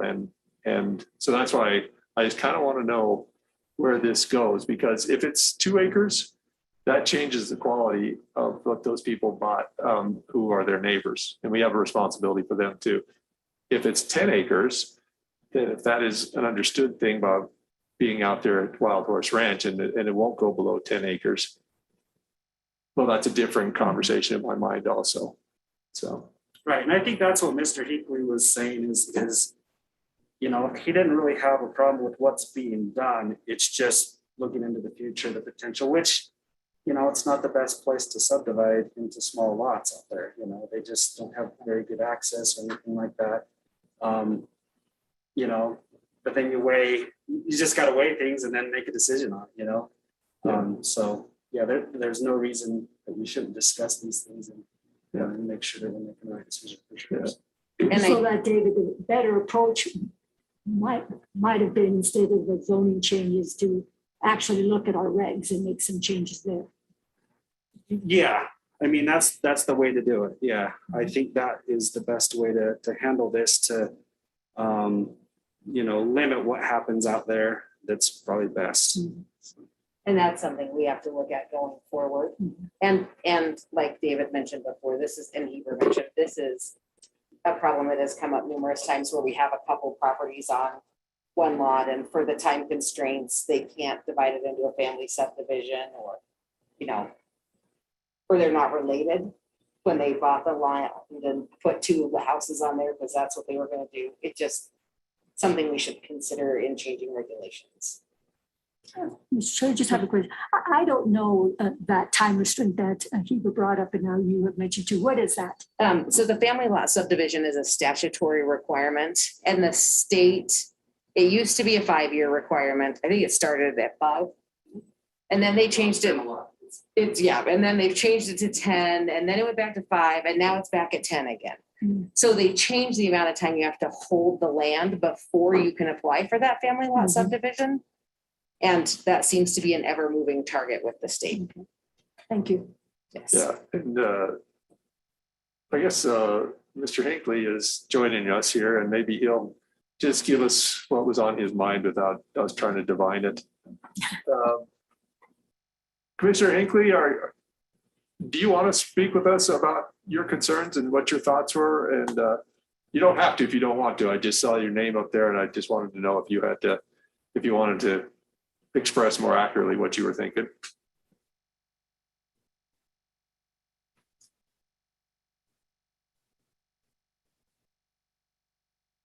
Disappeared all of a sudden.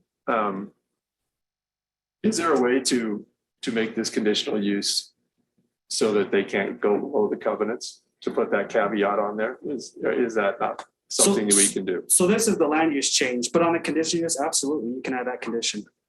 Okay. Okay. Mr. Chairman, I move that we approve the Chester land use change application LUC 0721, incorporating findings back into. Second. It's moved and seconded. Any further discussion? Hearing and seeing none, all those in favor signify by saying aye. Aye. Aye, all those opposed, same sign. That motion carries. Item 14, present for consideration the Cheshire conditional use application CU 04-21. Joe, please. Thank you. Do you want me to go through it? Or? No, do you have any No other changes. things to add to that? Nope. No. Commissioners, any questions? How would we make this motion to put that covenant stipulation in on this conditional use? Mr. Chairman, I'd like to make a motion without that. And Okay. the reason is because that's a level of micromanagement that we don't have to engage in. As property owners, they subscribe to the covenants, and if they're bound by them, we don't have to add an extra note that says follow your covenants. So with that in mind, I move that we approve item 14, the Chester conditional use application, CU 0421, incorporating the findings back in conclusion. I'll second that just for the sake of discussion. Okay, moved and seconded. Here is the discussion. Who would like to start? I just have a question. Could these covenants not be changed so that at any time that they can allow for a, less than or a 2-acre lot as opposed to a 10-acre lot? Yeah, I'm sure the covenants can be changed. Just like any other covenants, whoever the landowners out there, they have to vote on it. I'm not sure how they're set up and what the amendment process is, but there's always an amendment process. So that either, follow your covenant, but that covenant can be changed. Right, It may and not be. And isn't that a good thing? That the majority of the landowners could vote to change the covenants and then they could further subdivide or modify their subdivision and how they choose, as long as it's in accordance with the planning and zoning regs. I mean, somewhere in this conversation, we got the notion that we're the guardians of their covenants, or that they shouldn't be allowed to change them, which isn't true. I mean, there's a certain expectation, to the chairman's point, that all of the property owners have when they buy there, because they have certain covenants there. And so they expect a certain type of development there. But if the group, if as a group they vote to change their covenants, there's nothing wrong with that. So we're having a circular discussion about nothing. We just need to vote and move on to the next item. Oh boy. So I'll bet when a covenant vote comes up that nobody goes down each individual lot and says, this is zoned agricultural, this is zoned rural residential, this is zoned commercial, blah, blah, blah, blah, blah. And so that information is not known. And if that information is not known, then it is on the voter to vote that. But then it also is for this commission to express its concerns that were expressed today to coming commissions, because they will probably have the opportunity to maybe see a subdivision, and they should have the ability to know what we were thinking. I don't have a problem with the house, Heber, I really don't. But I do have a problem going from agricultural to rural residential. To afford the house, that's a big step. That's from 35 acres to 2 acre lots. It might not ever happen, and probably maybe it won't. I shouldn't be concerned, but it might, and that's what rules are for, is the might. It's not for what may not, it's for the what. That's why contracts are written, right? Because when you get into a shooting match, you need something to look at. And so I don't know, I have some concern about dropping it to that. You may not, and that's fine. I mean, that's a legitimate point on your perspective, and I think I hold a legitimate point. So, Mr. Chairman, I have no intention of sort of trying to guide or direct or manage future commissions or the landowners in there according to the covenants. yeah. So with that, I move to call the question. And so, Mr. Hinckley, you joined us here. Could you dropping to that? Can you call for a second on the motion? Call the question. May not, and that's fine. Sure, that's sure. Point on your perspective. I hold a legitimate point. So, Mr. Chairman, hang on. Hey, David, somehow that YouTube got turned on again because I have an echo.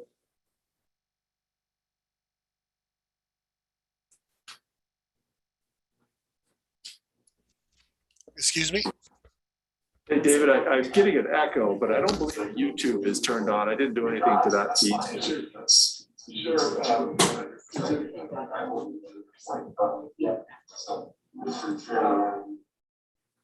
Vern Hinckley has his microphone on. Hey, yeah. Vern, do you have it going in 2 different sources? Well, hang it. I think I'm trying. Well, that's better. Okay. Yeah. Hello. Vern, go ahead. You joined before Commissioner Richardson's question, and then we'll take a motion on the question.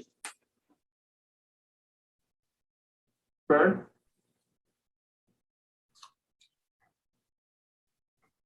Boy. Okay, I'm here. Okay, we got you. Do you have us? Yeah. Okay, go ahead, Vern. If I'm in order, and sorry, I've stumbled around here with my buttons, and certainly I had my opportunity to say my piece before planning and zoning, so I'll keep this very short and sweet. Here's my concern. Once you change the zoning, in this case to rural residential, then that becomes the rule under which people proceed. As we've been constantly reminded, if someone comes in for a rural residential subdivision, which in this case would allow up to 8 lots, you can't say no. So what you're basically doing by changing the zoning is way more than simply saying, yes, you folks are welcome to build a second house. And Mr. Commissioner Richardson has been the champion of this very point. Someone comes in the next day, either the Chesters or whom they've sold it to, and says, I want an 8-lot subdivision. I'm fully compliant with the criteria under which I am zoned. You have to say yes. So what you're handing out in addition to being accommodating of a second home is a gift certificate for an 8-lot subdivision, redeemable completely at the discretion of this owner or a subsequent owner. So you are doing way more here by changing the zoning than simply accommodating a second home. You are providing the unlimited opportunity, which you do not get a second bite at without changing your rules, to an 8-lot subdivision. That was my concern. And there was considerable sympathy on P&Z for that point. And as Planning Director Gertz just pointed out, the right way to do this is to make the regulations fit what you want to do, rather than boxing yourselves in some future discussion. So I hope that has explained my concern, and thank you for the opportunity for comment. Thank you, Vern. The question's been called. Is there a second? I know I have somebody else to talk. Ms. Roberts would like to talk. Yeah, I just have a quick question. We voted on 13 already, correct?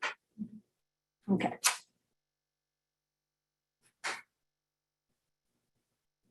No, sorry, Ms. Roberts, go ahead, please.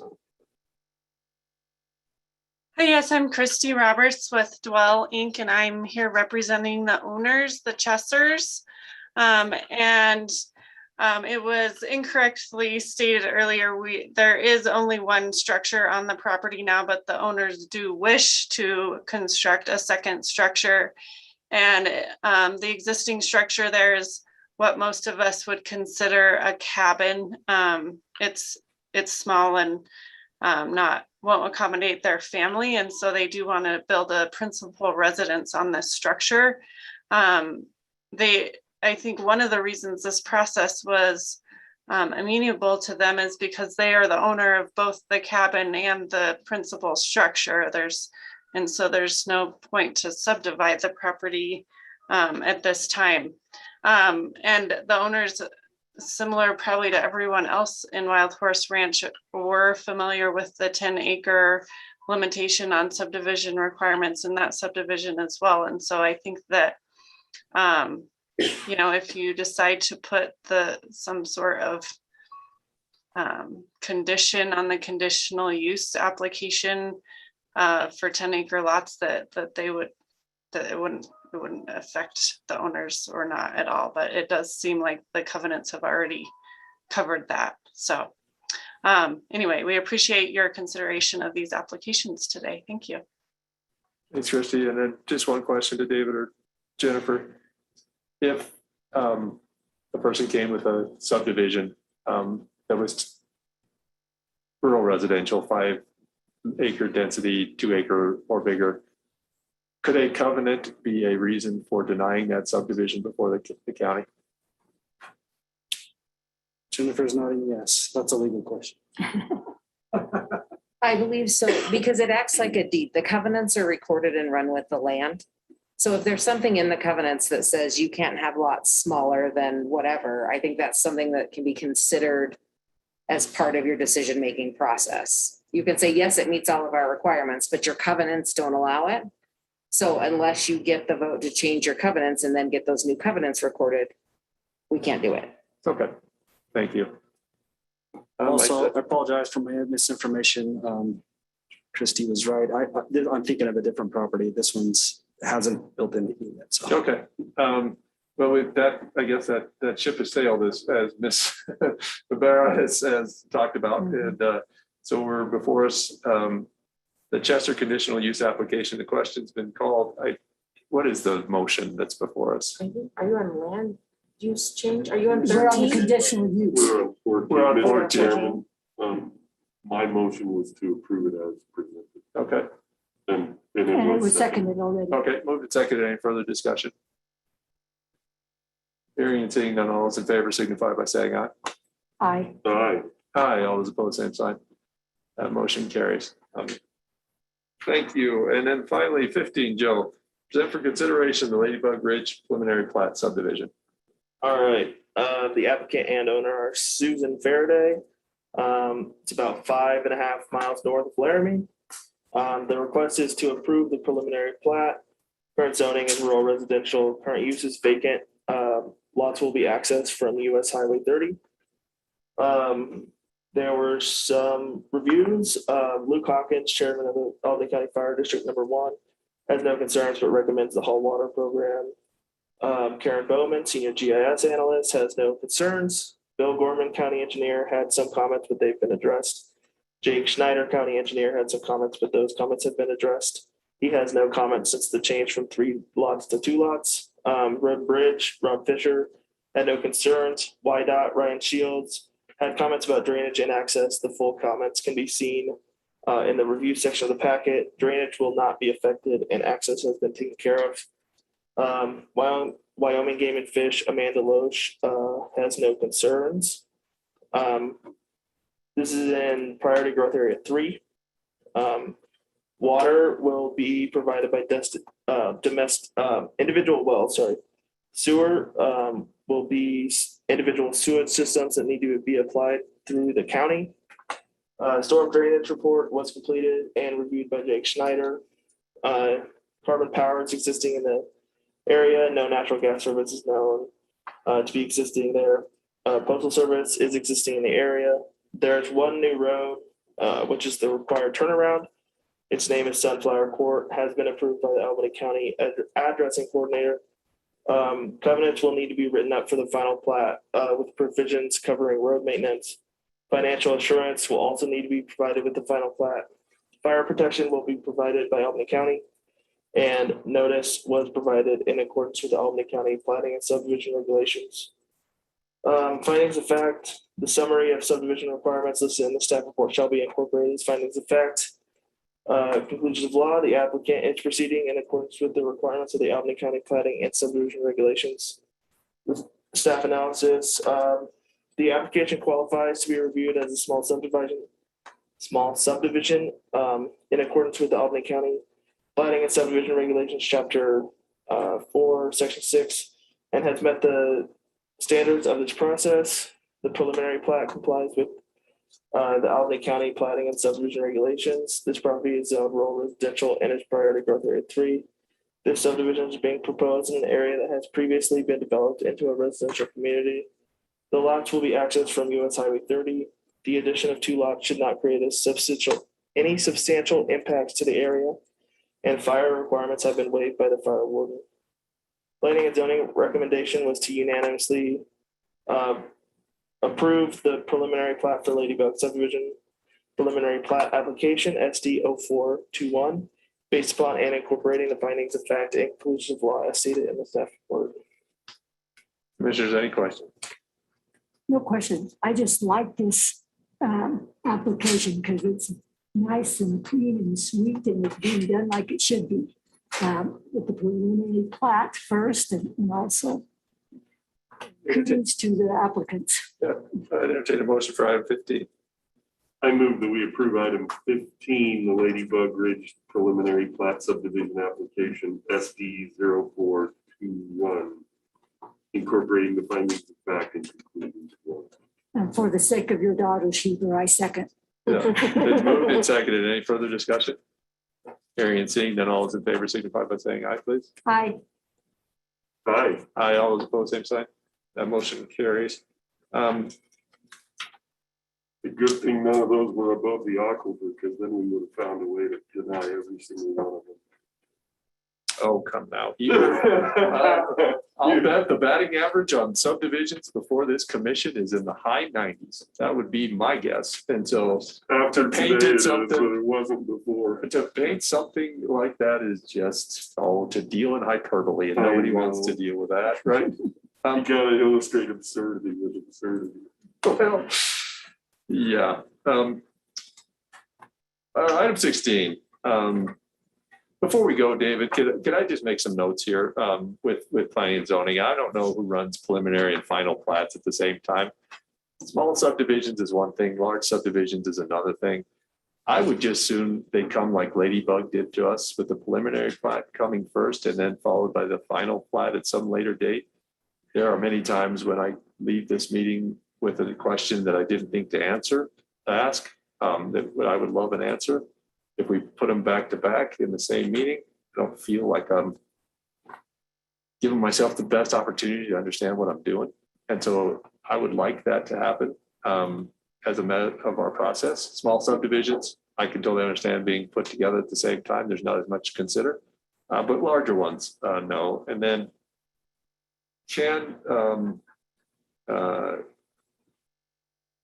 I just lost my train of thought there.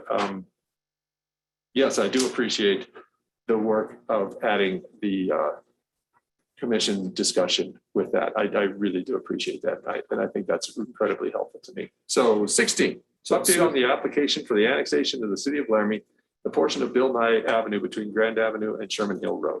Okay, David. so Mr. Chairman, can I address what you just said? Sure. Real quick. Okay, so the reason that sometimes they come forward together is because the applicant requests it, and it does not separate them out as a different process and a regulation. So in order for me that I feel like I can require it, we would have to do a rule change, which we can do. So yeah, and I understand your concerns, and I agree with every one of them. So, but that's the only reason they come together is because the applicant specifically asked to run them together And there's nothing in the rules that I could say, it says no. Yeah. So, Super. Thank you for that clarification. And then the final point that I just came back in my brain was the piece about giving us something other than agricultural to rural residential to accommodate something like this. Yeah, If these, and that'll be if these worked on too. priorities, those would be great.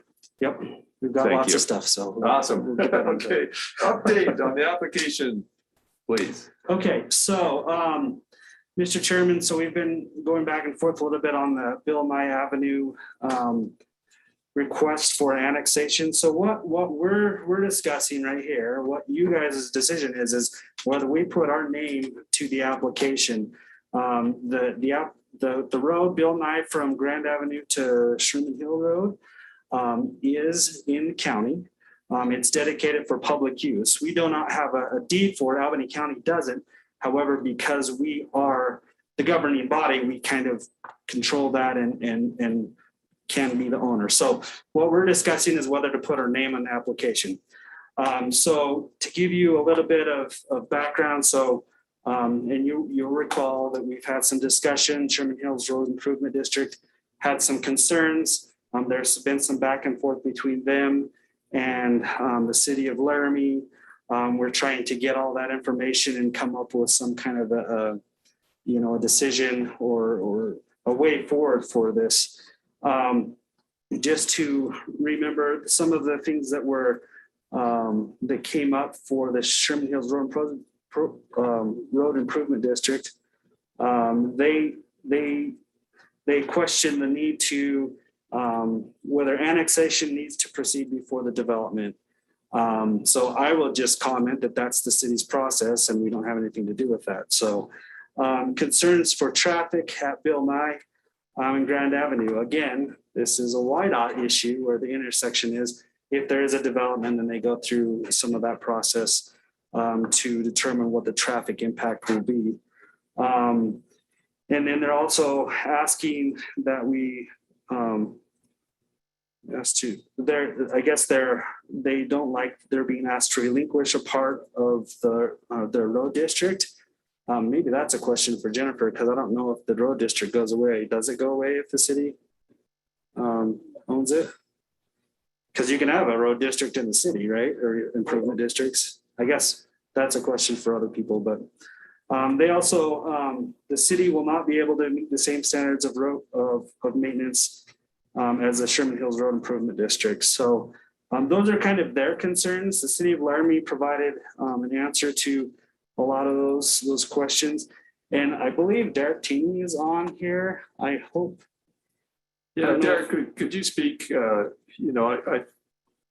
think some of this is kind of a misunderstanding of your process, but also could you speak to what you covered with Terry Lund, who's the chairperson of the Sherman Hill Road District? And then Terry, you'll have a chance to just jump in there too. So we'll go Derek first and then Terry, if that's all right. Yeah, Chair and Commission, thanks.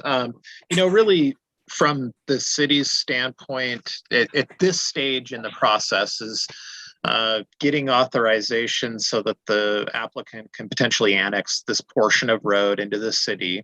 The big picture is that if it's being processed in terms of being annexed into the city, the developer who owns the land to the, I'm going to call it kind of the northwest of the Bill Nye Avenue Road, can then go through the process of designing a road that meets full city standards for a collector street. So it's a fairly wide road. It has curbs and gutters and sidewalks and things like that. But then also, it secures access to city residents, where the city then controls that road once it's completed.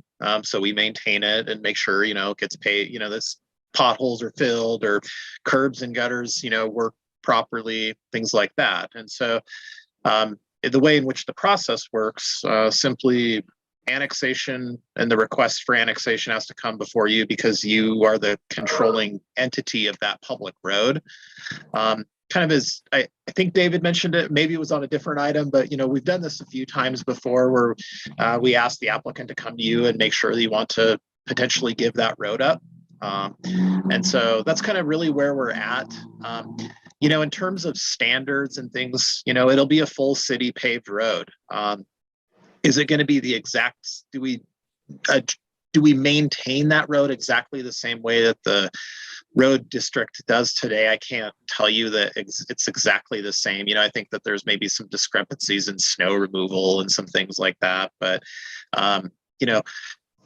long story short is, in the end, if the subdivision is approved and it goes through the full process, you're going to have a full collector street for Bill Nye Avenue that's paved, has curbs and gutters and sidewalks, and kind of will look like your standard typical city road. And so that's kind of what I would say my general background is, at least at this point. And then, I'm here to try to help you guys along with the conversation, I guess, and what you all want to do. So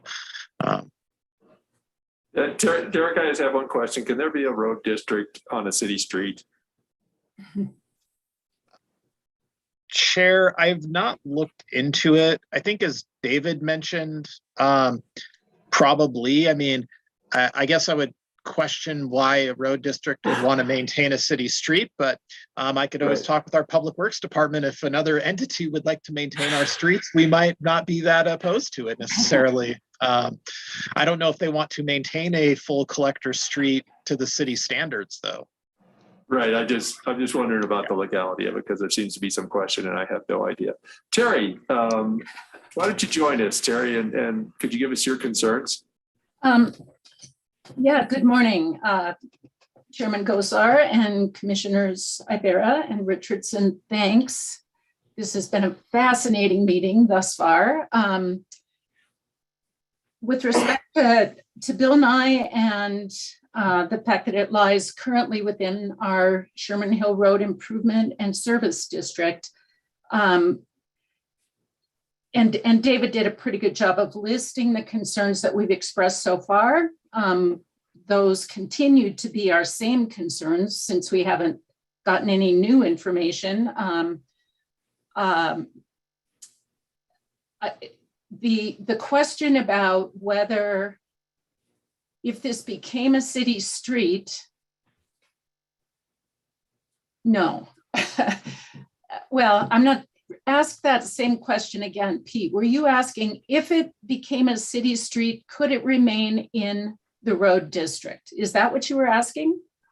Yeah, there seems to be some confusion that a road district could have a city street. And right. It seems weird that that would be able to have happened, but one never really knows. And I don't know the answer to that, but I've certainly thought about it in the sense that I believe that we currently maintain that road to a standard that is above what we would expect from the city, primarily in snow removal, but perhaps in other ways too. I'm not quite positive. None of our streets have curb, gutter, and sidewalk, but we currently plow that stretch of all our roads. We plow when there's 2 inches of accumulation, and with no development, and I just call it the north side, that where the proposed subdivision would sit is essentially to the north of that stretch of Bill Nye. If that were to be developed with curb, gutter, sidewalk, homes, landscaping, all of that, it would completely change the nature of that stretch of road to require plowing much more frequently than we currently do. At this point in time, it's one of the few roads in our districts that doesn't drift, because there's nothing there to create a drift. Having talked yesterday I asked our snowplow driver yesterday how much his fee would increase if he were to have to plow that road each time he does a pass through the neighborhood, because currently he rarely plows it at all. And excuse me, his rate would go up 20%. So our fees for our annual fees for plowing through through the winter would increase 20% if there were to be development there.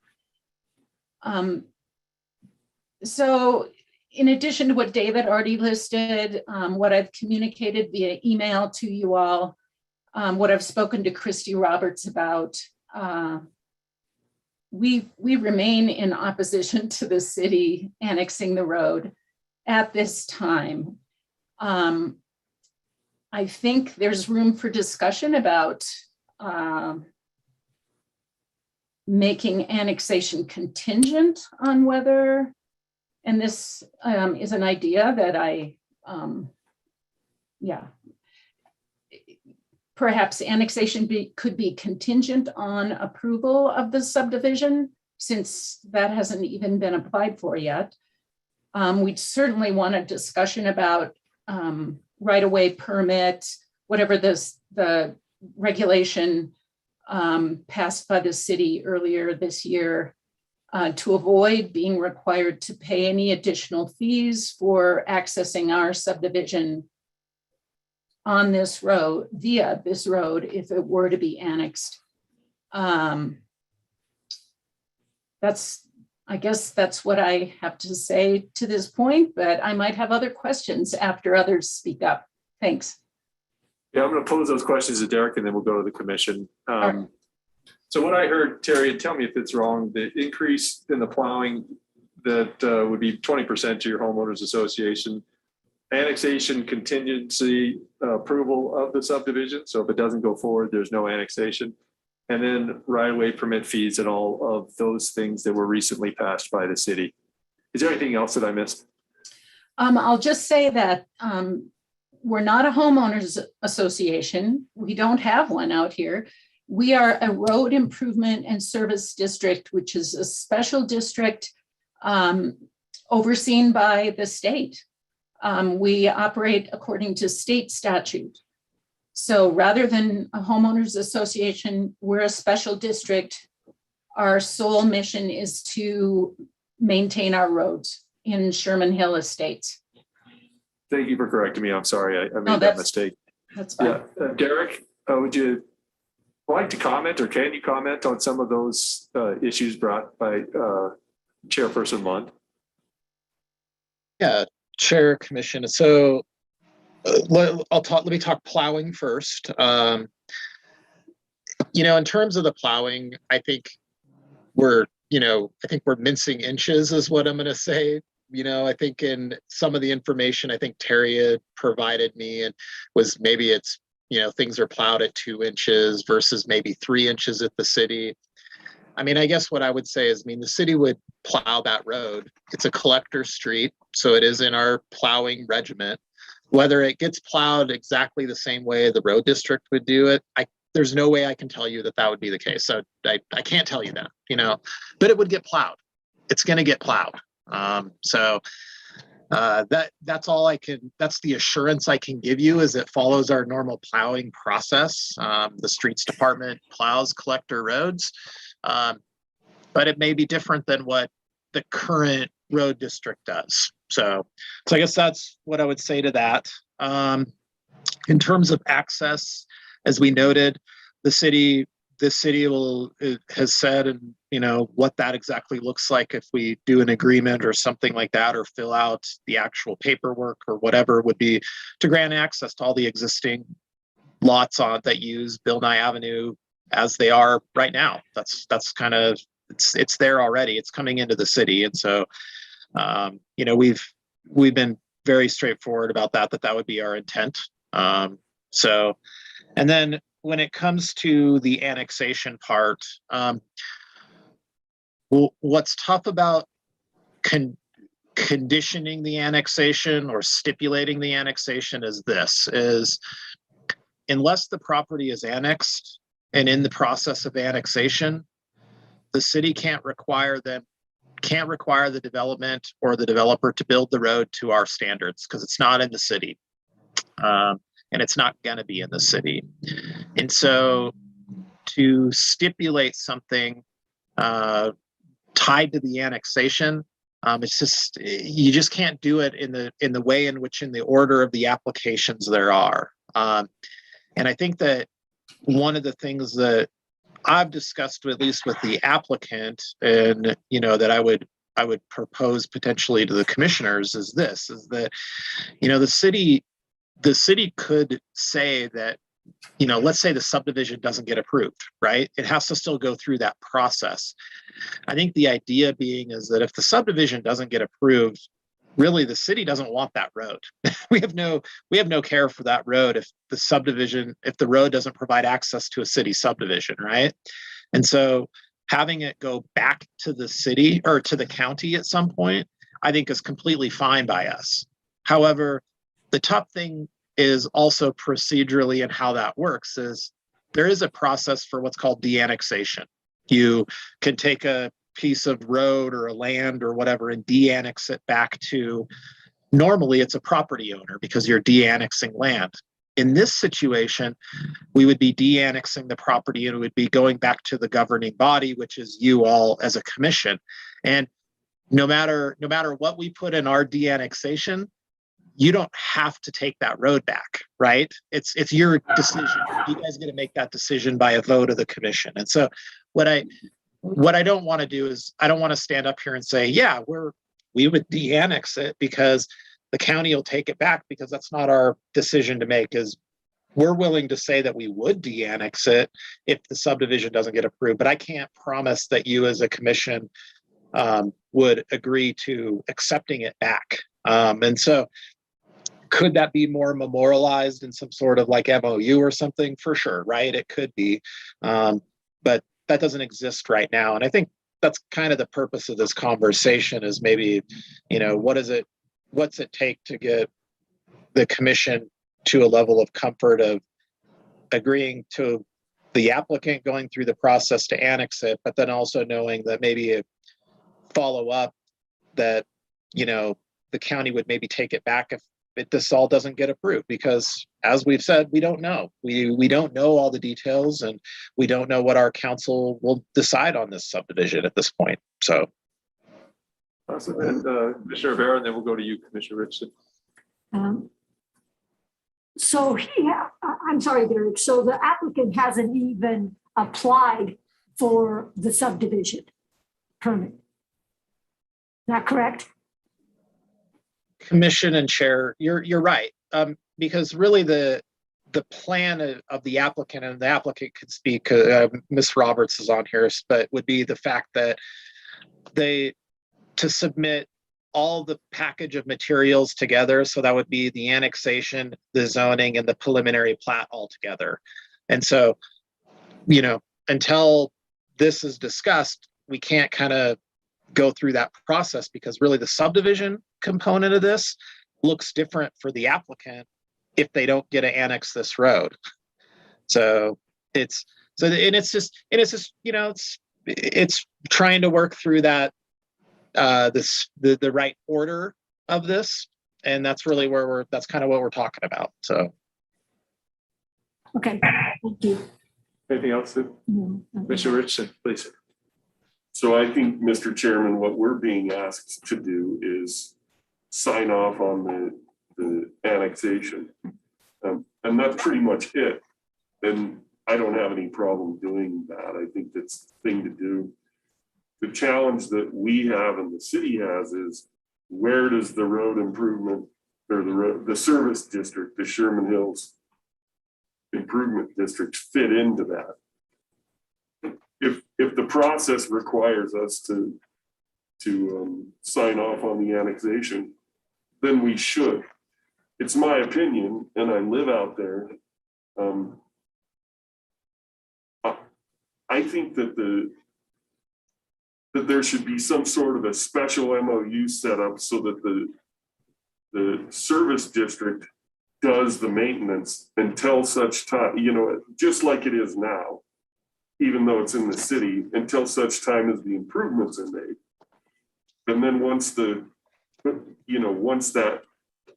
curb, gutter, sidewalk, city standards and so on are made, the city's probably not going to want the improvement district's plow driver chunking out their concrete or whatever. They're going to want their own plow drivers chunking out their concrete. So the point is, it would need to go away at the point when the improvements are complete, because then we're not holding up the process.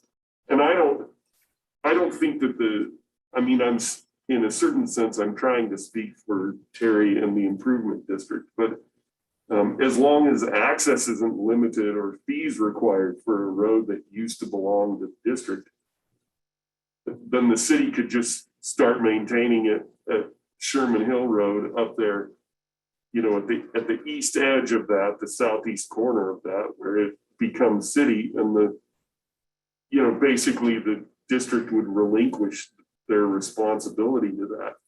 So I'm just thinking of an interim agreement where, I don't know if it takes a year, 2 years, 7 years, it just keeps going on like it does, regardless of whether that's in the city or in the county. But at the time that the developer makes the improvements, then it becomes the city's responsibility, and the city relinquishes the obligation of the road district to take care of the city street. Because I'm going to tell you, if I was a city councilor, I might want to have some say in I wouldn't want to be bossing around the Sherman Hills Improvement District into using the contractor of my choice, because some hit the curbs and some don't. You know what I'm saying? It has to be a clean separation. And as long as that road is the way it is and nobody's doing any improvements, I don't think that the district cares. This is all about a transitional question, right?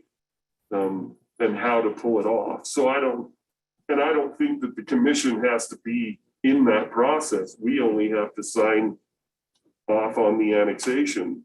The challenge would be between the road district or the improvement district and the city. Would the city let the status quo continue, even though it's technically inside city boundaries, until the improvements are made? And then the city would say, okay, you guys are off the hook now, and that could be done by MOU with the contingencies in it. I mean, because that's not if the subdivision ever happens and does it get relinquished back. Then if the subdivision wasn't approved, or the applicant never applied and that was inside the city, it would just keep being part of the district, just how it is. Because I'm not sure that anybody cares how. Everybody just wants it to work until something changes, right? Does that make sense? Yeah, Jennifer, or could you maybe speak to that? Is that something that, and then we'll go to Derek after you kind of describe what, an MOU that might work, or have you thought about this? Obviously you have. I have. I think we do need to do an MOU. And I think that you need to think about maybe making that MOU a little broader, given the discussion we're having with Stone Ridge right now and the change to the city's access of that road where we had existing properties and now there's something in place. I think we need to be certain, if we're going to annex, the only deeded access into that county subdivision, we are not putting county residents at the mercy of the city, whatever their policies are now or later, whether that land, because not all of the land that's in the district is developed. So I think it needs, whatever is going to be in there, the language should say all of the existing land in the district has the ability to continue to use Bill Nye Avenue without additional requirements from the city, if that is to happen. And we can certainly put together an MOU that covers the maintenance in this interim period and all of those things as well. I think it is awkward that the county has to say, yes, we're going to allow the annexation of this road now to meet city policies. And seems like within the scope of the MOU, it could say, if this development goes through and gets all approved by the city, then the county will agree to annex this, so that we aren't going back through a de-annexation process or require the city to go through that annexation process. I think there are just a lot of considerations that need hammered out. And I don't want to put the existing residents in the Sherman Hills neighborhood that are in the county and have them have issues later just because we are right now trying to facilitate a city requirement. Mr. Tini, would an MOU being sent from the county over to you guys, obviously the devil's in the details, but is that something that you guys would consider about some of the issues that you've heard discussed today? Chair, Commission, I mean, I can't speak for everybody, but I am kind of a little bit here just trying to help facilitate the process. But I think what I would say is maybe 2 MOUs. I think one would be probably addressing the existing access issue. I think that's completely applicable. Let's get that in writing and put that down so that, that's not the intent, right? Let's get that addressed.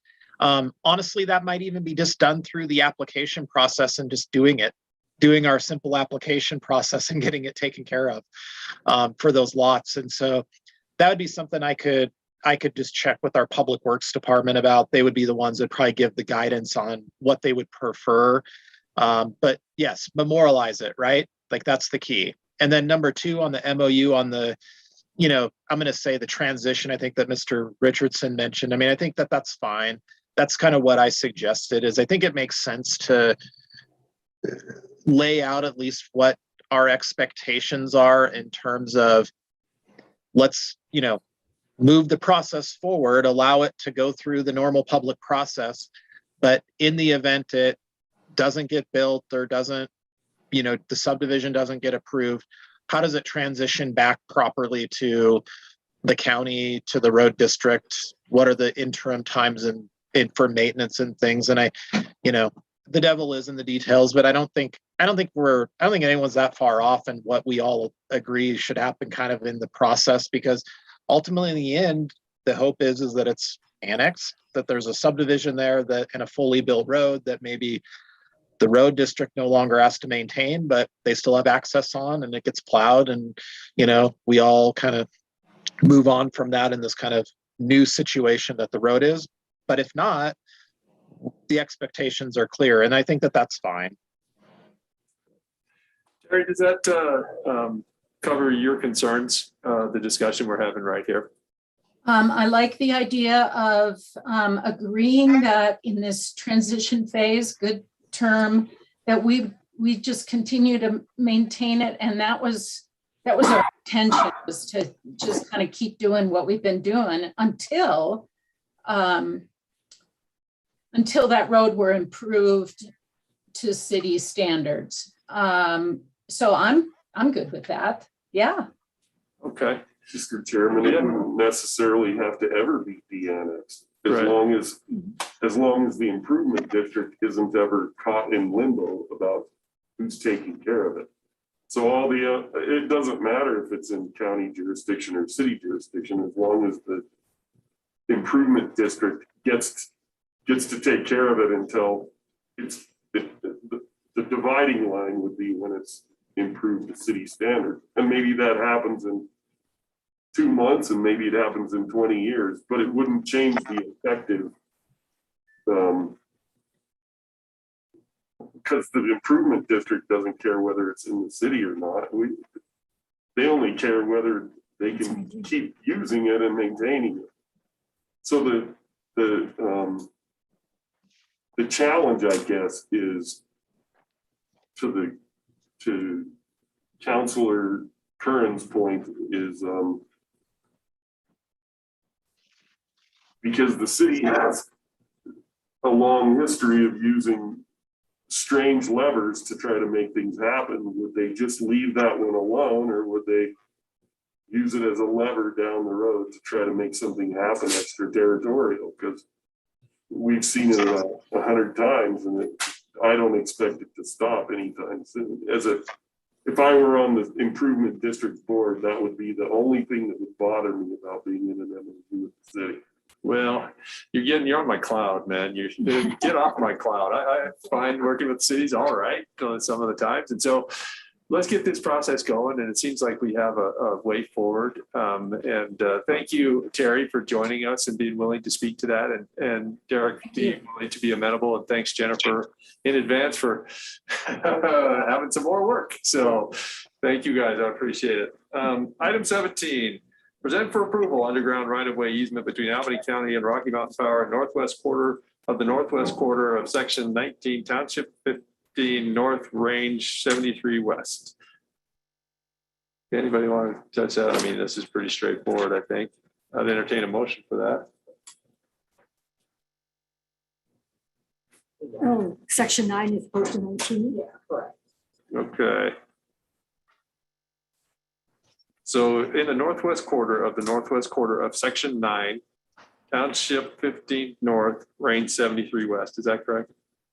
Okay, I entertain a motion for that. Mr. Chairman, I'll even read it. So it's like, okay, awesome. I move that we approve the underground right-of-way easement between Albany County and the Rocky Mountain Power in the northwest quarter section of the northwest quarter of section 9, township 15 north, range 73 west. Second. Moved and seconded. Any further discussion? Hearing and seeing none, all those in favor signify by saying aye, please. Aye. Aye. Aye, all those opposed, same sign. That motion carries. Item 18, request permission to fill a state nurse position. Kim, thanks for hanging in there with us, and Very fun. the floor is yours. Okay, I just would like permission to fill our state nurse position. We had a nurse that gave me notice last week. So we would like to fill that position as quickly as possible. Commissioners, any questions? I'd entertain a motion for item 18. I move that we approve item 18 as presented. Second. Moved and seconded. Any further discussion? Hearing and seeing none, all those in favor signify by saying aye, please. Aye. Aye. Aye, all opposed, same Thank you. sign. Motion carries. Thank you. You bet. Good luck on that. It's Yeah. tough to get healthcare workers right now. Everybody's short. Item 19, proclaim the week of October 3rd through October 9th, 2021, National 4-H Week. And this is certainly not Mary Louise, Ryan. Come on, No, please. definitely not as beautiful as Mary Louise. Yeah. So yeah, I'm Brian Sabady. I'm also with the University of Wyoming Extension. And so I'm representing our office today. Mary Louise is at a medical appointment. So yeah, I have that. And then I also have some other information I'd like to share with you. If that'd be okay. Please do. Let's give it to you all. Okay, sounds great. The only other thing that's in there, there's a highlight brochure that kind of highlights how many youth, how many volunteers we have. We also have some information in there for a 4-H family fundraiser. They unfortunately lost a family member in their house this past week or last week. And so there'll be a fundraiser Sunday afternoon, evening. That's going to be happening. So we just wanted to make you aware of that. So, but then I believe you should have the proclamation with you. I believe. So, Thanks. You bet. Commissioners, any questions? I'd entertain a motion for item 19. Mr. Chairman, I move that we proclaim the week of October 3rd through October 9th, 2021 as National 4-H Week. Second. Moved and seconded. Any further discussion? Hearing and seeing none, all those in favor signify by saying aye, please. Aye. Aye. Aye, all those opposed, same sign. That motion carries. Thank you, Brian. I appreciate it. Thanks Thank for you. hanging in there with us today. You betcha. We appreciate your support as commissioners and everyone here at the county. So we appreciate all that help. Thanks for all the Thank you. varied and interesting work that you guys do on behalf of the community and kids in the community. Thank you. Yep, thank you. Thanks, everybody. Item 20, present for approval, contract between the Board of Commissioners. Before we get here, does anybody need us to stop to go use the bathroom? Is that, we can take like a 5-10 minute break here. We'll come back at 12:15. And then we'll finish off the rest of this meeting here. Thank you.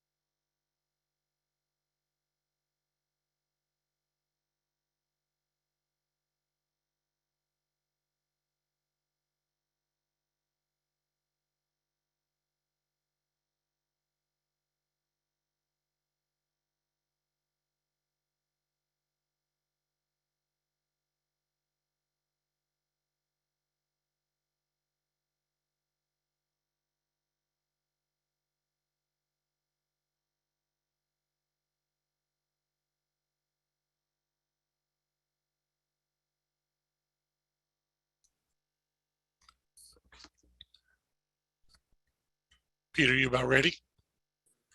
Yeah, David, I think we're ready. Okay. Jackie, are you ready? Well, thank you guys, and welcome back to the October 5th Albany County Commission meeting. We're at item 20, present for approval, contract between the Board of Commissioners of the County of Albany, Wyoming and Love Laramie to provide national suicide hotline promotional supplies at the second annual Walk to Remember Walk Run 5K for suicide awareness on September 25th, 2021 in the amount of 5,000. Bailey, it's Good not afternoon. September, is it? So Good sorry. afternoon. Let's see. Oh geez, this run has already taken place. This is something that the previous prevention specialist had worked out with our grant already to have them purchase promotional items to give out at that walk run that they had on the 25th. So this is just the agreement to put that in. So. Commissioners, any questions? No. I entertain a motion for item 20 then. I move that we approve item 20 as presented. Second. Moved and seconded. Any further discussion? Hearing and seeing none, all those in favor signify by saying aye, please. Aye. Aye. Aye, all those opposed, same sign. That motion carries. Thank you, Bailey. Present for approval, amended and restated contract between Wyoming Department of Health, Public Health Division and Albany County to clarify Amendment 1 to the original agreement of the Emergency Response Public Health Crisis Response COVID-19 Crisis Response Cooperative Agreement. Boy, a lot of responses. Yeah, yes, it is. Back in June, I think there was a few, this Department of Health had sent us a few different amendments. The signature pages had gotten mixed up on a few of them. This is to straighten that misunderstanding out and just have it in writing that this is the agreement that we were moving forward on and not the other one. Commissioners, any questions? I entertain a motion for 21 then, please. I move that we approve item 21 as presented. Second. Moved and seconded. Any further discussion? Hearing and seeing none, all those in favor signify by saying aye, please. Aye. Aye. Aye, all those opposed, same sign. That motion carries. Item 22, present for approval, request for proposal for grant writing services for the Albany County Grants Department to direct the clerk to advertise. We would like to go out for RFP for a grant writer. I've met with Jackie multiple times on kind of the best way to structure the grants office, and a contracted writer this past year has worked wonderfully.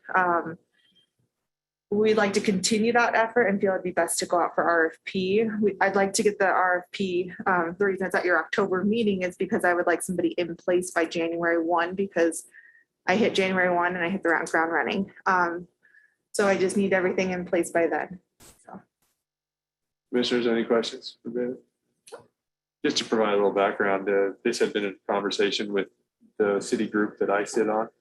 And we sat down, Jackie, myself, Christina, and the HR person from the city, and they were in a different spot. They were looking for somebody kind of like Bailey.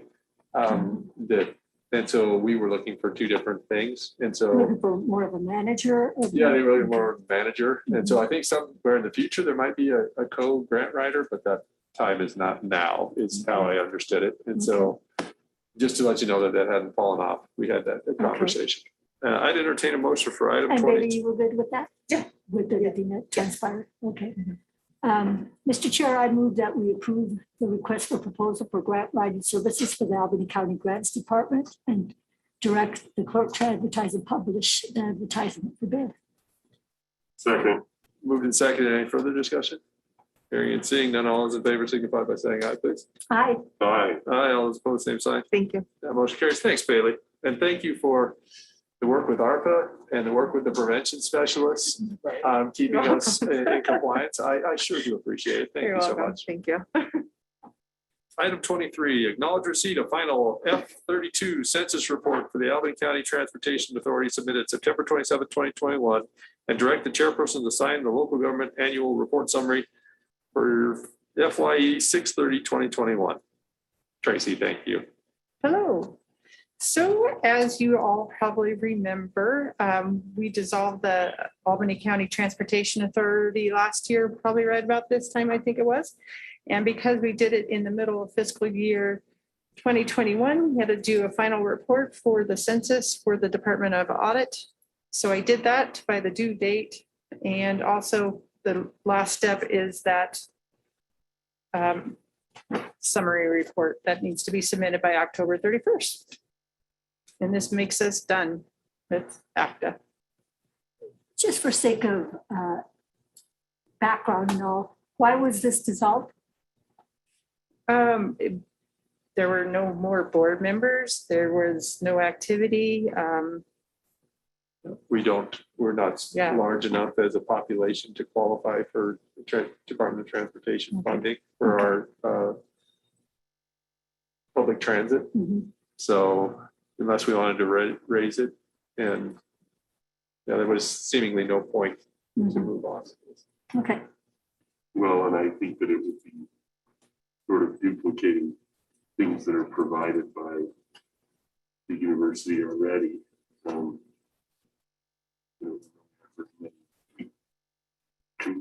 This size and have the type of services that are already here. It was a little bit, it was set up, in my opinion, by somebody who had a vision, who couldn't project that forward into a measurable deliverable. So it hung around for a long time.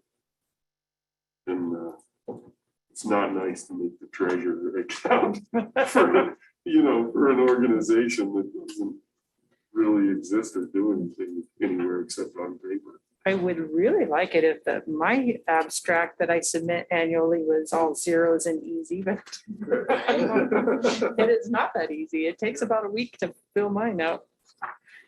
Well, and that being said, nobody's going to go throw away the documents. I mean, if it has value in the future, somebody can come back and, Right? You could always bring it back if there's a need in the future. All right, I entertain a motion for item 23. I move that we approve item 23 as presented. Second. Moved and seconded. Any further discussion?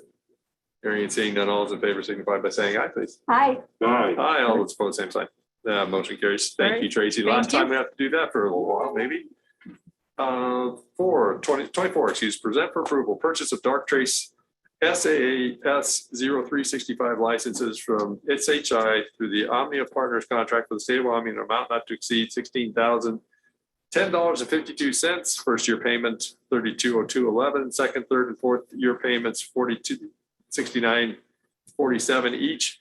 Adam talked to me about this. This is in his budget, and this is some of the cybersecurity that we, I think, approved in theory, but maybe not the amount of money. So he has this budgeted in his budget already. Oh, okay.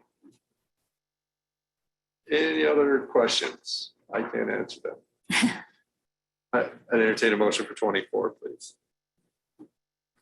I move that we approve item 24 as presented. Second. Moved and seconded. Any further discussion? Hearing and seeing none, all those in favor signify by saying aye, please. Aye. Aye. Aye. All those opposed, same sign. That motion carries. Present for approval, item 25, viewing report regarding the petition by Larry Lang to vacate a portion of 3rd Street in Albany County located in Centennial Plat and authorize the clerk to publish a public notice. Karen, are you still with us? I am. I'm still here. Can you hear me? Yes, thank you so much. The floor is yours, Karen. All right. Thank you. Chairman Gozar and Commission. I have submitted my viewer's report for resolution number 2020-29 for Mr. Larry Lang's proposed right-of-way vacation of a portion of 3rd Street in Centennial to be accepted.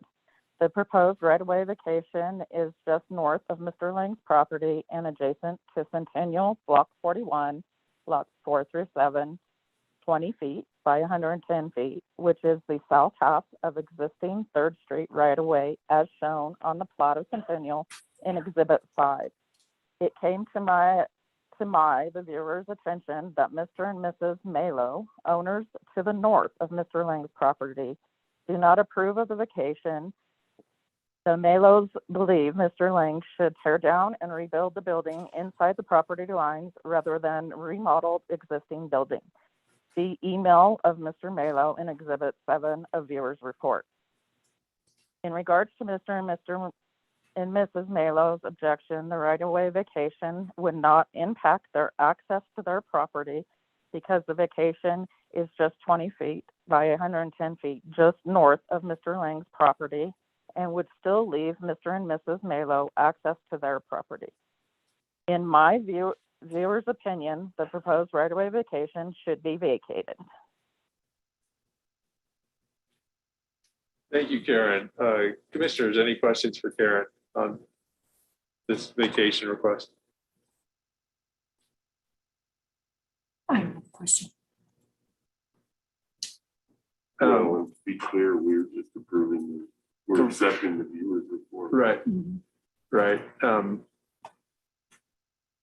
Okay, I'd entertain a motion for item 25, which is exactly like Commissioner Richards said, we're accepting the viewer's report and publishing for public notice. Mr. Chairman, I move that we approve item 25 as presented and authorize the clerk to publish a public notice. Second. Moved and seconded. Any further discussion? Hearing and seeing none, all those in favor signify by saying aye, please. Aye. Aye. Aye. All those opposed, same sign. Motion carries. Thank you, Karen, for this report. I sure do appreciate it, along with all of the views and for including some of the public comments that you've heard previous. We'll gather some more and see what happens in the end. And then I think just if you talk to Mr. Lang or we talk to Mr. Lang, that we would tell him, sorry that this got lost in the transition from the GIS, from one GIS to the next, and that we are on it now. And sorry about that inconvenience for him. Item 26, present for approval letter. Yes? Did somebody? Okay, thank you, Karen. Present for approval letter to Nancy Bartholomew, the Laramie City Clerk, to allow the Calverman 2 LLC doing business as Calverman Steakhouse to apply for a catering permit for a member event at the UW Engineering Education and Research Building, 1000 East University Avenue on October 15th, 2021 from 6 p.m. to 9 p.m. Kayla, thank you. Good afternoon, Chairman and Commissioners. This is just a letter to the city clerk to allow the Calverman to use their license within city limits. Commissioners, any questions? Entertain a motion for item 26, please. Mr. Chairman, I move that we approve item 26 as presented. Second. Moved and seconded. Any further discussion? Hearing and seeing none, all those in favor signify by saying aye, please. Aye. Aye. Aye. All those opposed, same sign. Motion carries. Thank you. Thank you, Kayla. Thanks, Kayla. Item 27, make appointments to Pilot Hill Inc. So if we could just do them one at a time, that would be Okay. great, or unless you want to do something else. I'd entertain a motion for one county representative on the Pilot Hill Board to end September of 2024. Mr. Chair, I move that we appoint Megan Hayes onto the Pilot Hill Inc. Board as a representative for the county. Second. Moved and seconded. Any further discussion? Hearing and seeing none, all those in favor signify by saying aye, please. Aye. Aye. Aye. All those opposed, same sign. That motion carries. We need one more appointment. I'll entertain a motion. Mr. Chairman, I move that we appoint Christy Roberts to be the other Albany County appointment to Pilot Hill Board. I'll second that for sake of discussion. Okay. It's been moved and seconded. Any further discussion? Yeah. We communicated a little bit. Yeah. But that wasn't And one of we your had a- choices, was it? What's that? Was she one of your initial choices though, Heber? Well, I sort of had ones that Yeah. I sort of ranked them. And she Right. was one that overlapped Okay. between you and me pretty highly. So I thought, well, but anyway. Okay. And what's your input, Pete, as far as rankings or just looking at the possibilities here. Yeah, I think that all of the applicants were impressive to me, and they still are. I did appreciate both Ms. Barrelson, Ms. Conrad, and Ms. Hickman, along with Ms. Roberts. And so if I were to organize that group into a, I would put Ms. Barrelson and Ms. Conrad in a group and Ms. Roberts and Ms. Hickman in a group. So that's where I would prioritize those. But okay. Well, again, for sake of discussion, I really like Wendy Barrelson, what she came with. She even offered up some suggestions or possibilities of fundraisers or how we could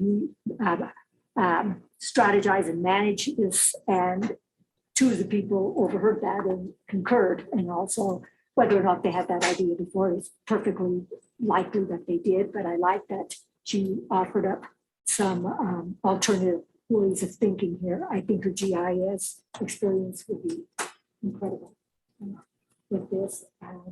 So she would be my second choice. Well, Mr. Chairman, in light of that, because I ranked her very highly as well. So I'll withdraw my motion and then. the second agree? Withdraw the motion. Second agrees. Okay. And entertain a new motion then for the second position. I move that we appoint Wendy Barrelson as our representative to this. Second. Been moved and seconded. Any further discussion? Hearing and seeing none, all in favor, signify by saying aye, please. Aye. Aye. Aye, all those opposed, same sign. Motion carries.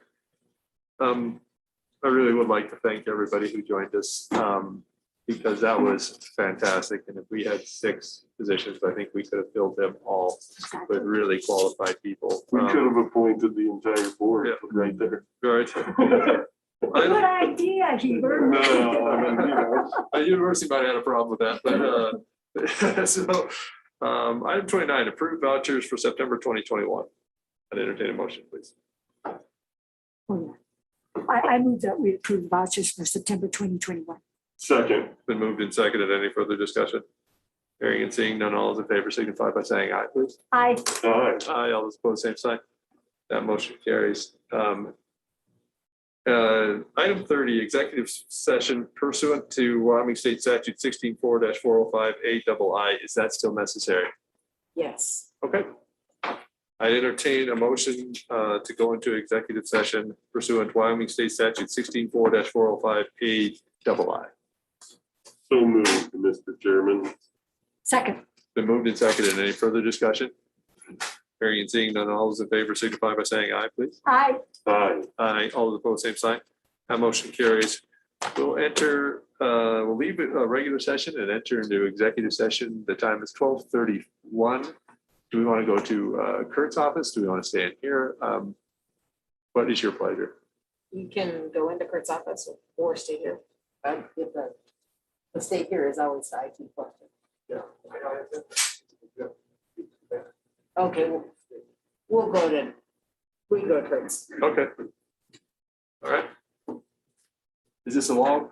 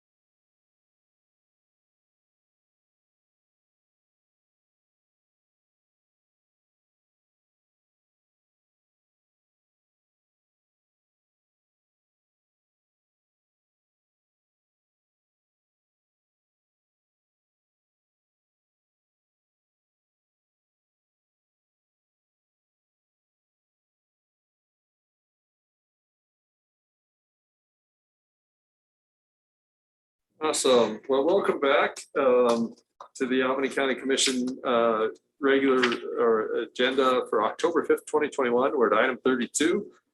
Return to regular session. I'd entertain a motion to return to regular session. I move that we exit executive session and return to regular session. Second. Moved and seconded. Any further discussion? Hearing and seeing none, all those in favor signify by saying aye, please. Aye. Aye. Aye. All those opposed, same sign. That motion carries. Leaving executive session, returning to regular session at 1:16. Item 33, action if needed regarding executive session. Don't believe there's any action regarding what was done with executive session. Item 34, seeing no business before the Albany County Board of Commissioners on October 5th of 2021 at 1:16. I move to adjourn the session. Thank you so much for joining us online and for joining us in person. Have a great afternoon.